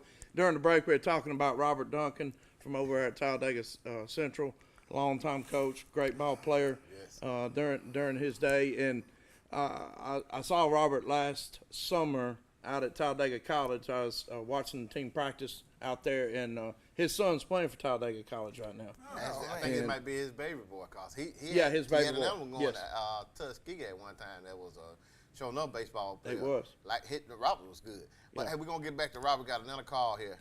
Hey, go ahead. You're on High School Primetime. Hello? Yes. Hello? Hello? Go ahead, I can hear you. Yes, my name is Nicole Penny. I know. And I'm calling to Can y'all hear me? Yes, we can hear you. Go ahead. Turn your TV down. We can hear you. Okay, it's super delayed on my end. Yeah. I was calling to ask, as far as coaches go, what is the benefit of having a good person who can slap in either softball or baseball on the field and making sure they're having good offensive skills? I just wanted to know from the coach's standpoint what the benefit of having a person who can slap. Well, the reason they slap is to get the ball past the third baseman. In slow pitch, the third baseman plays deep. In fast pitch, they play short because they want to get that first hop where the bases are short where they can throw it to first. But some third basemen play deep and some play shallow. If they play shallow, you want to slap the ball down, especially if you're a left-handed batter, and one hop sometimes will go over their head or be so quick it'll get by them.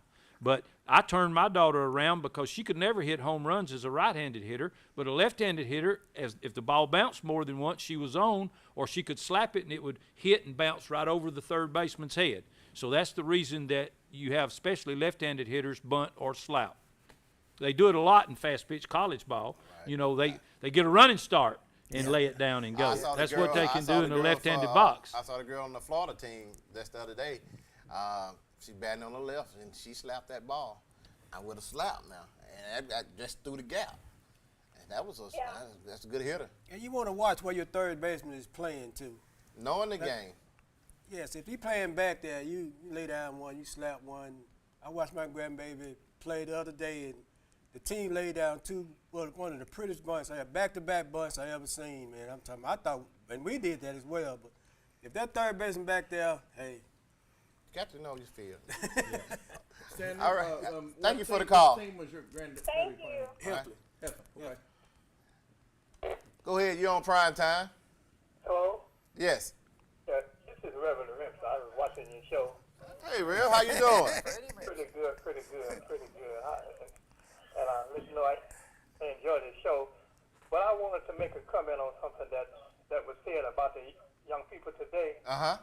How they don't have the love for the game. They so many other things that seem to take their interest. Yes. And I just want to share this with you. I don't know if any of you remember back when I had my youth organization. I'm pretty sure all of these guys up here on this table know about you, Rev. That's right. But I want to share this with you, and I think this will make a difference in it today. You got to start with these young kids today at an early age. That's when right. I had my organization, and we would have them interested in sports at 3 and 4 years old. And so most of the things that they knew, it was molded in them at a younger age. So it takes more on the coach. The coaches got to be more involved today. Back then, we was involved with those kids. We picked them up. We didn't give them an opportunity to go out and get involved in other things. After school, they got their homework. We picked them up. And we also, one of the things we insisted that they go to church. If you played on my team, you had to go to church. And I remember once I had as many as 600 young people and youth in our organization, girls and boys. But we were more dedicated to them too.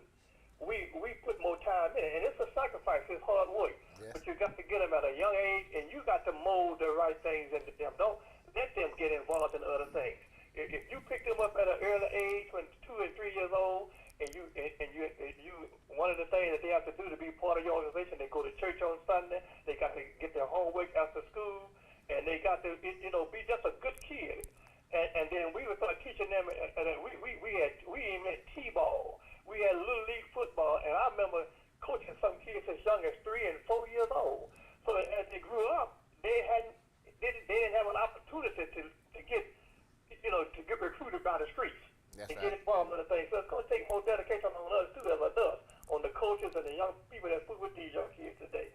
And we mold the right things in them, so they're having love for it. And see that they do other things too. They just play ball for you. See that they get their homework. They be good students in school. See that they go to church on Sunday. Yeah. See that they hang with the right crowd. Well, they do that. They don't have a chance to get involved in these other things that take away the interest from sports. Well, listen. I want to share that with it. And you have been successful with it, but I'm too old now to do a lot of things I used to do. But all of you that's involved with these young kids, well, the young people out our future. Well, let me say this before you go, Rev, and I appreciate those comments you made, and we agree with you 100% because I know for a fact if they didn't have their hands on me at a young age, I never would have got a chance to be the person I am today. And I guarantee you, and I did my part trying to give back because I was over the Little League program in Hobson City with football and Little League baseball and basketball, and with the help of Mr. Buck down there in Hobson City. He came in and did a whole lot for me to help out with some kids. But I wanted to say this to you. Your son, Lil Vic, I'm going to take you all the way back because Lil Vic was a pretty good football player for them Anderson High Bulldogs. And when he hit you, you know you've been hit. But I want to say this. The night that the King came up there and ran 3 touchdowns the first half, I gave Vic that first leg and let him have it and snatched it back from him and went down that sideline. You know why I went down that sideline so fast, Real? Why? Because I didn't want him hitting me. Because he hit you, boy. When he hit you, you know you hit. I remember that night. I was watching it. I remember that. It was yesterday. It was good. I ain't going to never forget it. But listen, Real, thank you. And, hey, keep calling the show. Okay, y'all keep up the good work, all of you. All right. God bless you and keep you now. God bless you too. Thanks. Now, what I want to say is, and before we go any further, all right, because I always get a chance to get on the phone with this man of mine, my dad, and I want everybody to know I get these calls. Y'all don't get these calls. I get these calls, and I'm going through it as age catch up with me. I'm getting older now, and I know I've been hearing these stories. Yeah. And my dad used to tell me, he said, man, and he got Blackjack trying to back him up on it. I'm keep trying to keep him down. Man, I used to run 6 and 7 touchdowns a game. I'm like, man, ain't nobody running no 6 and 7 touchdowns no game. And I'm telling you, I ran 6 touchdowns, and we went up here in Huntsville, or right up here on the other side of Boaz, and all this. I said, Dad, you ain't ran no 6 and 7 touchdowns no game. Long story short now, Buckethead is not here tonight. Right. What Buckethead did was he went and pulled up old Anderson Star stats of county football games when they were playing co-op and all that. Right.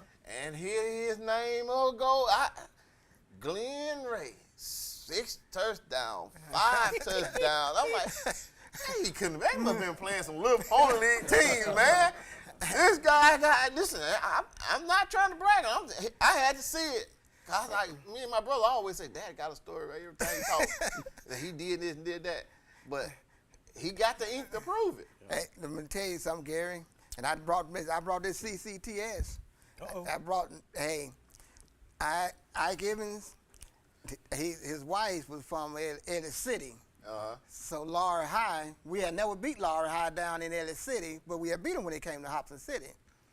And so he said, I would just love to beat them one time and go home and tell my wife I got you. I got on the sideline. Your shirt up. I got on the sideline, and I told the rest of the players, I said, let's take this, let's win this one for the coach. First play of the game, I stepped off 55 yards on them joker. First play of the game. 55 yards. 55. They ain't never seen nobody run like me since, I'm telling you. And they thought that was the end. Then I came back and ran a 35 yards. Then they sitting around there, man, they calling me out. Dennis will call in and tell you. They calling me out and said, man, you keep running, we're going to hit you hard. Where do you think he got it from? Hey, the next time I touched it, I ran 65 yards. Where do you think he got it from? Hey, that's what I'm trying to tell you. Hey. You heard Rocco, I got folks calling in. They talking about baseball. But I'm telling you, man, I ran so many, I had moves that they used to come from the pros and ask me, how did I get those moves? Well, see that, listen. Hey, but I'm telling you, but hey, black and white speaks for itself. Go ahead, you're on high school prime time with the stories getting deep. Hey, it's your uncle again. All them stories going telling you that? You right on time with this. Did y'all playing this? Tell me, Uncle Dennis, did he run 6 and 7 touchdowns ball game?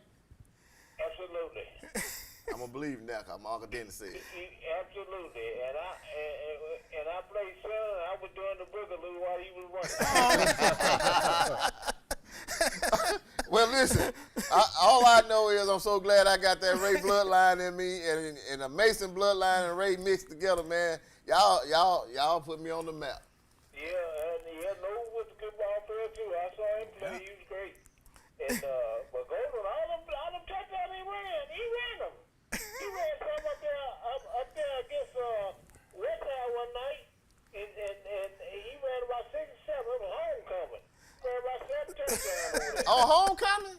Homecoming night. They homecoming. Huh? Was the other team homecoming or county homecoming? I was homecoming. Oh, he's showing out. He ran about 6 touchdowns on that night. And I was just spinning around doing the wiggle all night. I wasn't born then. No, you weren't born then. He was working. No. He working on me. He and Mom were real good friends, but he wasn't born then. Okay. He could run them down, buddy. I'm telling you, he can fly. He's the fastest guy I ever seen run the ball. I ain't saying it Rusty said it, Dunn said it, Blackjack said the same thing. So I'm gonna go ahead on and say, okay, he's right. He has some speed. He can fly, man. I don't know why they don't have me in the Hall of Fame. You saw it. Say one more time. You heard what he said. Okay. Say it one more time, Uncle Dennis. I said it off with the gear racing to the left, gear racing to the right. You saw that too. Okay, I just want to know what he said. I did, boy. Well, look, this the King show. I can't let you say all that. Now, I'll talk to you, Uncle Dennis. All right, let's go to a commercial. We'll come right back. Hey guys, my name is Thomas Shelton, aka the Alpha Man. I'm the proud presenting sponsor of High School Primetime with Buckethead and the King. When you think high school football, think High School Primetime. And when you think of insurance, think of me, Thomas Shelton at Alpha Insurance. I'm a proud sponsor of many of our local teams. I give out over $7,500 a year to our local teams in our community. As part of Alpha, we've been in the community giving back for over 100 years, and I'd love to be your agent next time you think of insurance. Thanks so much. The Advantage Plus roofing team offers commercial and residential roofing services. Their exceptional craftsmanship, high-quality materials, and knowledgeable staff will deliver superior results at affordable prices every time. Call your local Advantage Plus roofing office today at 256-375-9339 and find out why customers rate Advantage Plus roofing #1 in satisfaction. Estimates are always free and financing options are available. Upgrade your home with the best roofing company in Central Alabama. HMR of Alabama provides services for Alabama's state veterans' homes and is proud to serve the Colonel Robert Howard State Veterans Home in Pell City. With competitive pay and benefits, your career serving those who served our country can begin today. If you like to help people and enjoy new challenges, contact HMR of Alabama by logging on to hmrveteranservices.com and choose the Careers tab to find out how you can join the HMR team. Welcome to the award-winning Chocolaca Park in Oxford, Alabama. We believe Chocolaca Park is the place to be, and our fans agree, describing the park as breathtaking, professional, and fun for all. With plenty of parking, restrooms, concessions, and a top-notch staff, we are confident your experience will be second to none. Join us today at Chocolaca Park. Welcome back to High School Primetime. Coach and the King Show, and leading back in, I want to touch on something real quick, and then we'll jump right back to what we're going on. Don Hudson's here, Director of Park and Recreations from City of Oxford, and just seeing the commercial there with Chocolaca Park. Don, talk about some of the exciting things that's coming up with Chocolaca Park with the Alabama High School baseball and softball, and then right in the middle of all that, we got a start of something new, brand new here in Oxford, exciting team coming to town. We do. We're very proud of Chocolaca Park. We're really proud of the events that we have scheduled. We do have the Monsters, the baseball team that will start play the first week of June, and it's for players, college players, people out of high school, and it's kind of like the old league on the East Coast that they ran. It's not a professional league, but it's the next thing to it, and it's going to be great baseball. Again, they'll have games just about every weekend from the start of June until the middle of July at the park. Woodbat. It's a Woodbat League. And again, on the state softball high school tournament, we're hosting again this year. And this will be the first year that we host part of the state baseball tournament. We're sharing that with Jacksonville State. So also the junior colleges World Series in the girls. So we've got a lot of events coming up at Choccolocco Park. Is the Little League World Series in the plan? Because one time I kind of heard it was in the plan to have the Little League World Series down there. Did have Dixie Youth a couple years ago. We did, and that is in the plans. They have that scheduled out, Stanley, about 2 or 3 years in advance. So you have to. That's about 3 years from now, and we're in the running for it. So you can't find a better park. Choccolocco Park is that's a good park. Top of the line. No, I wish I could have played on the park like that. You wish. I wish I could have played on it. Let me tell you something. If you rode by there last week after we had the flood, the famous flood of Oxford of 2022, and you saw that park, I didn't think there was no way that they would get the walking trail and everything back open that quick. But within 24 to 48 hours, they had that thing cleaned up and ready to go, and people were back out there walking. And, you know, that park is not just for the people of Oxford. That's right. We got people coming from all over that come and enjoy that park. They come for the playground for the kids, the walking trail. There's people that come from all over just to walk on that on the trail. And, of course, you got the signature field and the softball fields there, too, and then all the other fields there. Got the soccer field. It's just a tremendous idea, and I'm glad the city of Oxford built it, and it's an asset for everybody around here. I saw some teams from up north at the Cracker Barrel this past summer. Yes. High school teams. They come down from up north. I guess it's too cold up there right now. They come down to play ball, and they over here at Choccolocco Park. Right. Yeah, West Brooks runs a 3-week tournament. Invitational tournament, high school baseball tournament, and we have a lot of teams from up north come down, and they'll stay 4 or 5 days and spend their money and leave their money in the city of Oxford, which is a good thing. And they, of course, they enjoy the park immensely. So it's a good opportunity for other people to come down and play in a facility like we have. Listen, the King saw them at Cracker Barrel. Yeah. And I started signing autographs over there, but I told them kids don't understand. They hadn't seen a star like me. I try to tell them, let me tell y'all something. Y'all in my city, and I just want you guys to enjoy Oxford. For everything in Oxford right here, you guys enjoy. And let me tell you something. Their parents were happy, and they enjoyed the park. And I'm just saying, I sure wish I could have got back in my high school days and played on something like that right there. But Rusty, look. It's hard to say that because how much fun I had coming out of high school, man. And even though we had a decent field at Oxford, but I'm just telling you, it wasn't just about the field when I was playing ball. Right. And I would listen to you guys talk, and I was sitting here thinking some of the knowledge that I picked up from them old ball players like Bodie and my Uncle Ben and my dad Stanley and them coming up and watching them and Rusty and them, all the guys. If you sit there as a player and you're not paying attention to the pitcher, while I'm over here on the bench, I'm watching that pitcher, and he tipping his hand, and I can see him fixing that curveball up or whatever, and he doing that, constantly doing that. If you go to bat and you don't be ready for some of that, you're not paying attention. That's something you always have to. If I'm on first base and I'm watching that pitcher, he up there dragging that feet, or whether or not he kicked that leg up too high, I'm gonna steal them bases. But you got to pick up on those little things. Yeah. And a lot of that right there, some of these kids, they thinking, well, I can just go out here and play this game instead of studying that game. It goes back to what I was saying about the heart and the love of the game. If you don't have it, you're not going to get that knowledge that you're talking about. You're not going to want to find that little niche that pitcher's doing where you can get that base. Well, the key behind all that, I wanted to win. Yeah. I hated to lose. Listen, Yeah, I ain't have a bad attitude. I just hated to lose. Right. And there's nothing wrong with hating to lose. You know what I'm saying? I wanted to be a team player. I want to be respectable out there. And you're never going to hear me do anything bad towards nobody. But I'm just saying, I like to win.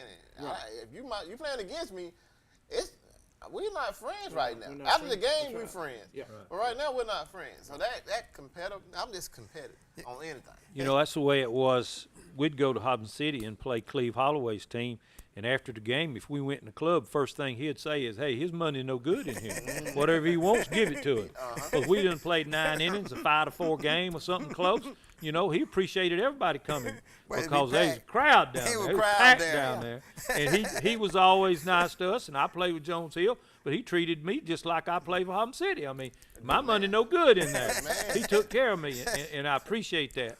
And, you know, again, just thinking back on what we did and playing with these guys and see them, and you make friends that's lifelong friends. You know, I remember when Golden used to work at the hospital, I'd see him and we'd get to talking in the hall about something we did, played over somewhere in Gadsden or something. But great people, great friends, and you know, is very much an important part of my life. On what Gary was talking about the pitchers and stuff, you need to pass that on because it's a team sport. I mean, if you do strike out, go tell that next batter, hey, man, sir. he got to mean this. He got a good what's curve. coming. You got to pass it. You got to pass it on Right. to your teammate so he don't make the mistake that you did. I remember when I first started playing with Bodie and them, man, I knew I was fast. And Bodie, man, I was down there in Talladega, and I'm sitting right here close to the plate, to the base on first. I'm going by my speed. Man, I took out going to second ball, waiting on me when I got there. Damn, Bodie get on the base, he's stealing. I said, man, how in the world he's stealing? And I'm way faster than him. He called me over there. He said, "Come here, young man. You don't steal on the pitch, on the catcher. You steal on the pitcher." Right. He said, "You get a jump on the pitcher, and the catcher don't have a chance." That's right. Man, ain't nobody threw me out no more. That's smart baseball. But I just want to see that you guys remember this voice, because I can just see it in my head right now. I'll go to bat, and I hit one up in them trees, and I can hear somebody say, "Whoa, boy!" And when you hear somebody say, "Whoa, boy," that's my granddaddy back there. Frank Ray signatures word was, "Whoa, boy." He'll say, "Whoa, boy," "Hey, whoa, boy," and I have seen him call out somebody from center field that dropped the ball. He can't drop no ball. You drop a ball in that outfield, he'd be way behind there cooking ribs. He wouldn't be in the dugout. He'd be back there. He'd way back in the bushes back there cooking, and he would holler, "Hey, whoa, boy. Get him out. Get him Come out. on. Get him It's out." time to go. He is serious about it. And I can just tell you, riding around, and he had a truck, and I would get in that truck, and he would go to B&S. He would go out to, what's the little place out there in Saks? Smith. And it was coming out that house. They were selling stuff out of the house. Sure out there. did. And he had an account with those people. Yep. And that account, he would make sure those baseballs, and he would say, "Son, stack them balls up." He'll have a box. He'll have 2 boxes. He'll say, "You look at them balls." And he'll tell me, he said, "I don't want not one loss." Oh, yeah. Not one. He said, "You know, these balls cost me." He's talking to me. Oh, yeah. Because I got to pick my cousins when we go back. I said, "Granddad going to give us a nickel a ball." What? Listen, a nickel a ball. Boy, he ripped y'all off. Hold on, let me finish Oh, that. A nickel a ball. Granddad was like, "But we're going to be able to eat all the ribs." Oh. And everything that he had over there in the scramble burgers that you're talking about. All you can eat on that part. So we're going to eat that because it's going to be got hot. the food.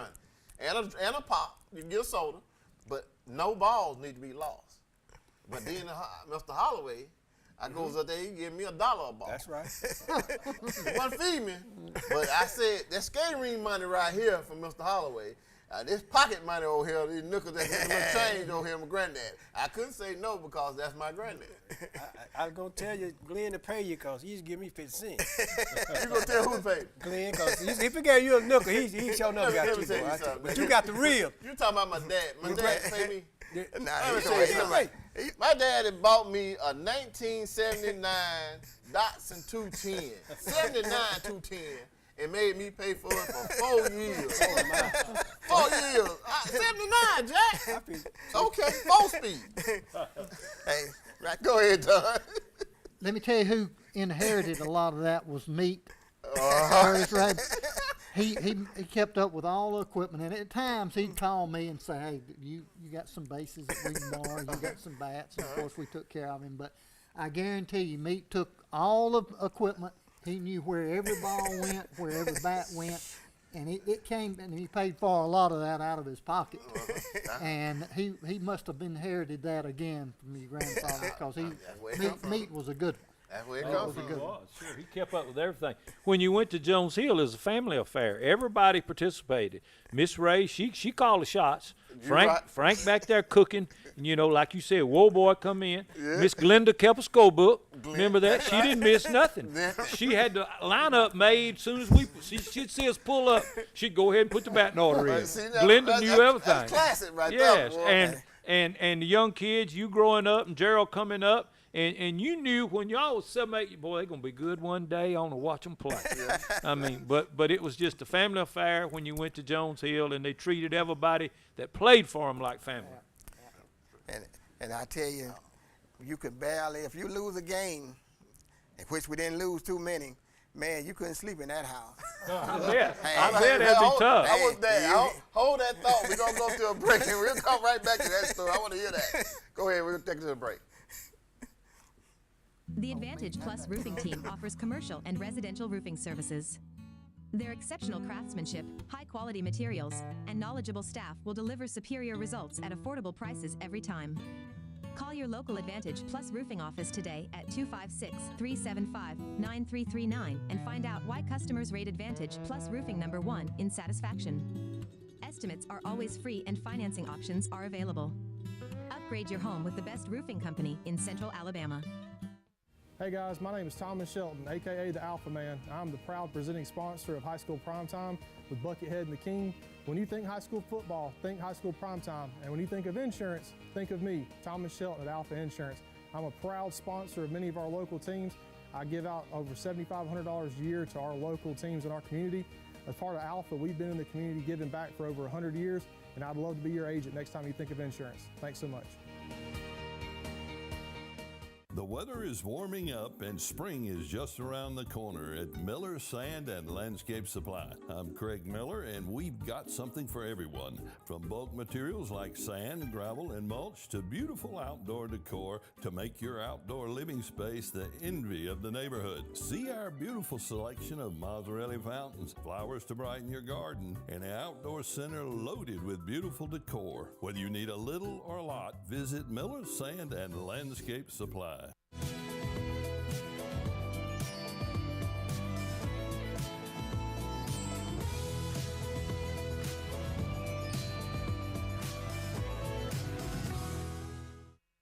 Don't just dream it. Call Family Savings Credit Union. Right now, get something you want for as low as 2.24% APR. You can even apply online or by phone. Family Savings Credit Union, where your money grows with you and your family. Welcome back to High School Primetime Coach and King Show. I'd like to encourage you to call in 256-831-4624.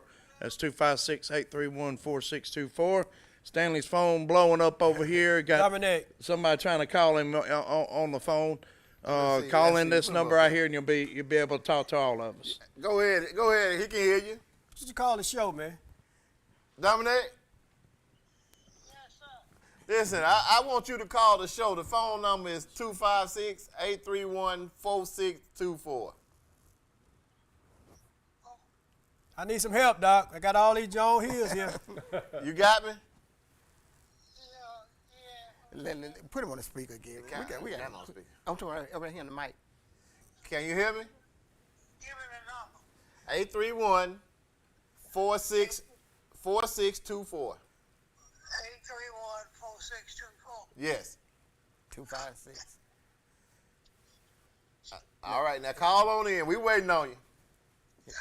Now he know 256 on. He living in Alabama, you know. Hey, shit. Listen, people in the TV world, we're waiting on this guy they call Dominic. Now he was around Hopper City Tigers Yes, baseball. sir. And he's gonna call in here. I don't know what true story. fan.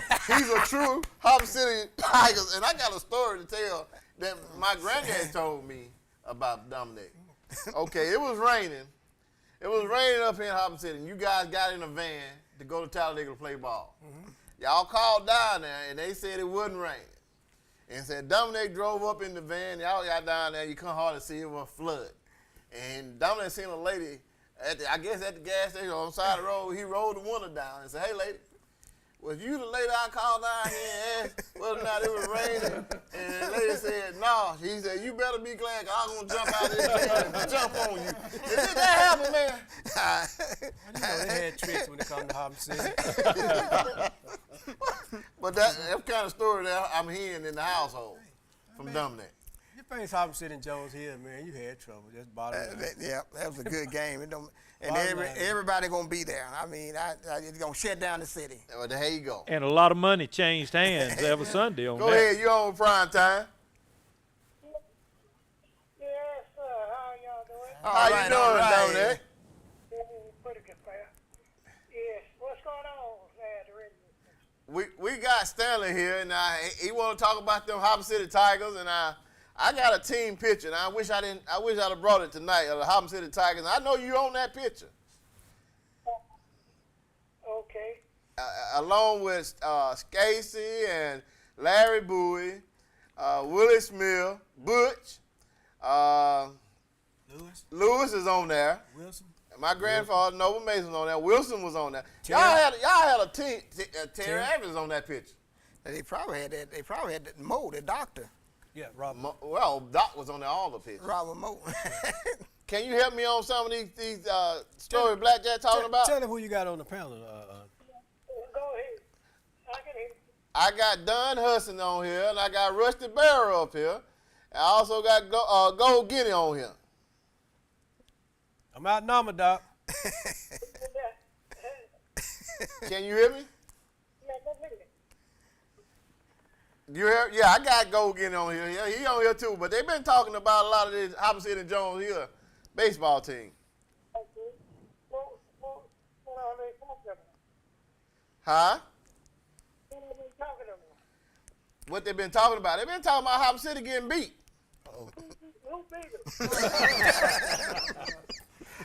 Jones Hill said, they say Jones Hill beat Hopper City. Who was they? Charles Williams, Glenn Ray, Dennis Ray. D. Mason said it. Now, if D said it, I'm most definitely telling you. D couldn't say a word on it. You know, he was a baby boy. His daddy was. Come on now. He ain't gonna lie on his dad. Hey.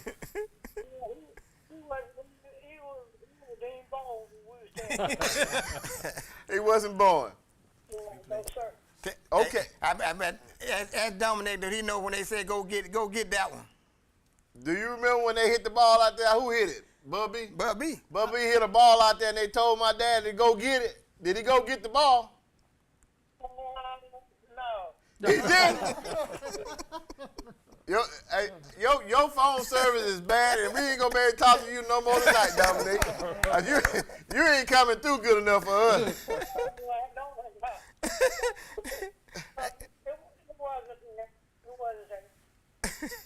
But listen, it's a good thing to have these guys up here tonight. I just wanted to try to touch bases with, let the folks know how baseball went on back in the day, and guys, all those memories and stuff. And now you one of the ones I can remember was around that baseball with my granddad and Nova and Mr. Holloway. Man, you guys kept baseball going on that side of the tracks, and I'm telling you, it wasn't a thing that on Saturdays and Sundays to go and see a good baseball game, and you guys kept that going. I thank God for that.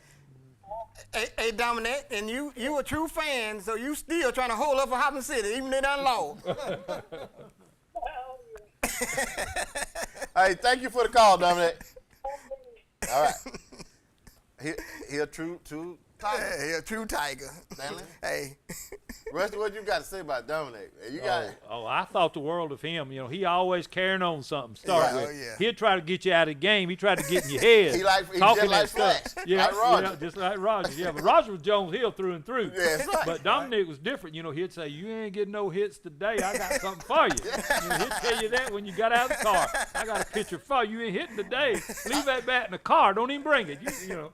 This is what I want to ask you and Dunn, and y'all just listen to me carefully now. When I said the difference between playing high school baseball, okay, and then leaving from high school baseball to go and play baseball over here in semi-pro ball with Hobson and Jones here, and to listen to how the spectators carry on. It wasn't no quiet baseball. No. It's not quiet. It's a game where if you can't get focused, you can't play in that league. No.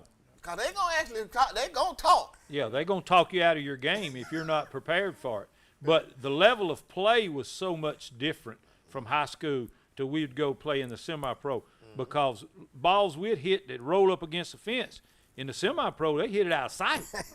I mean, they did. And you had players like Golden here that was fast and would steal back.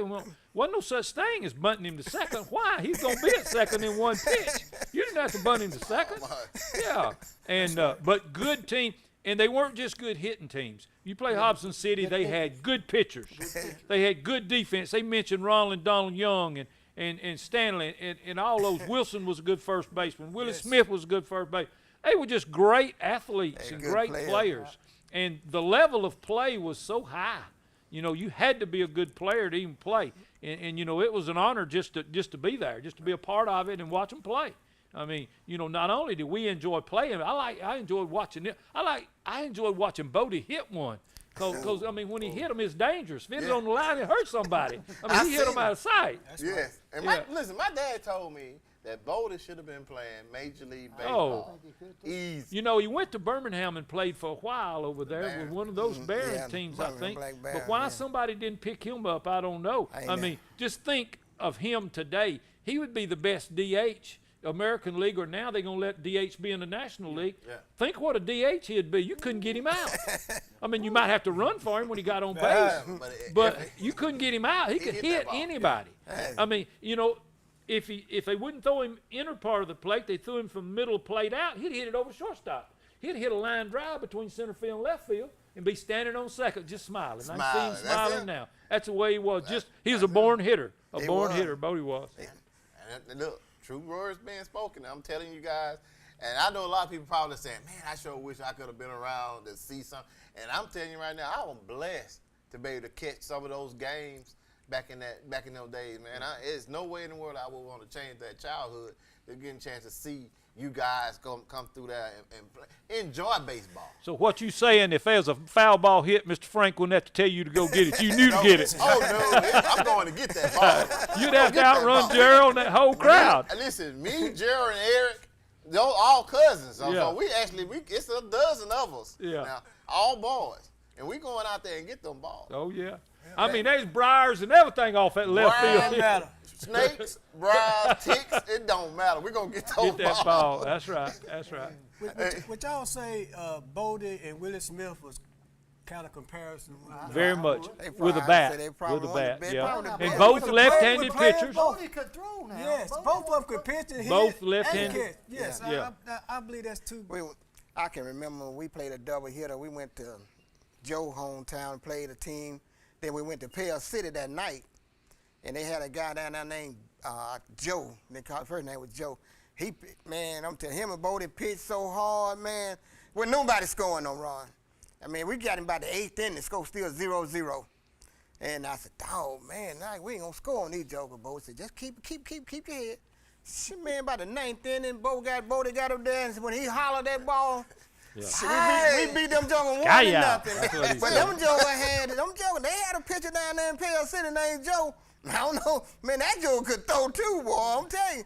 But I couldn't get on base. You know something wrong. Let me tell you this now.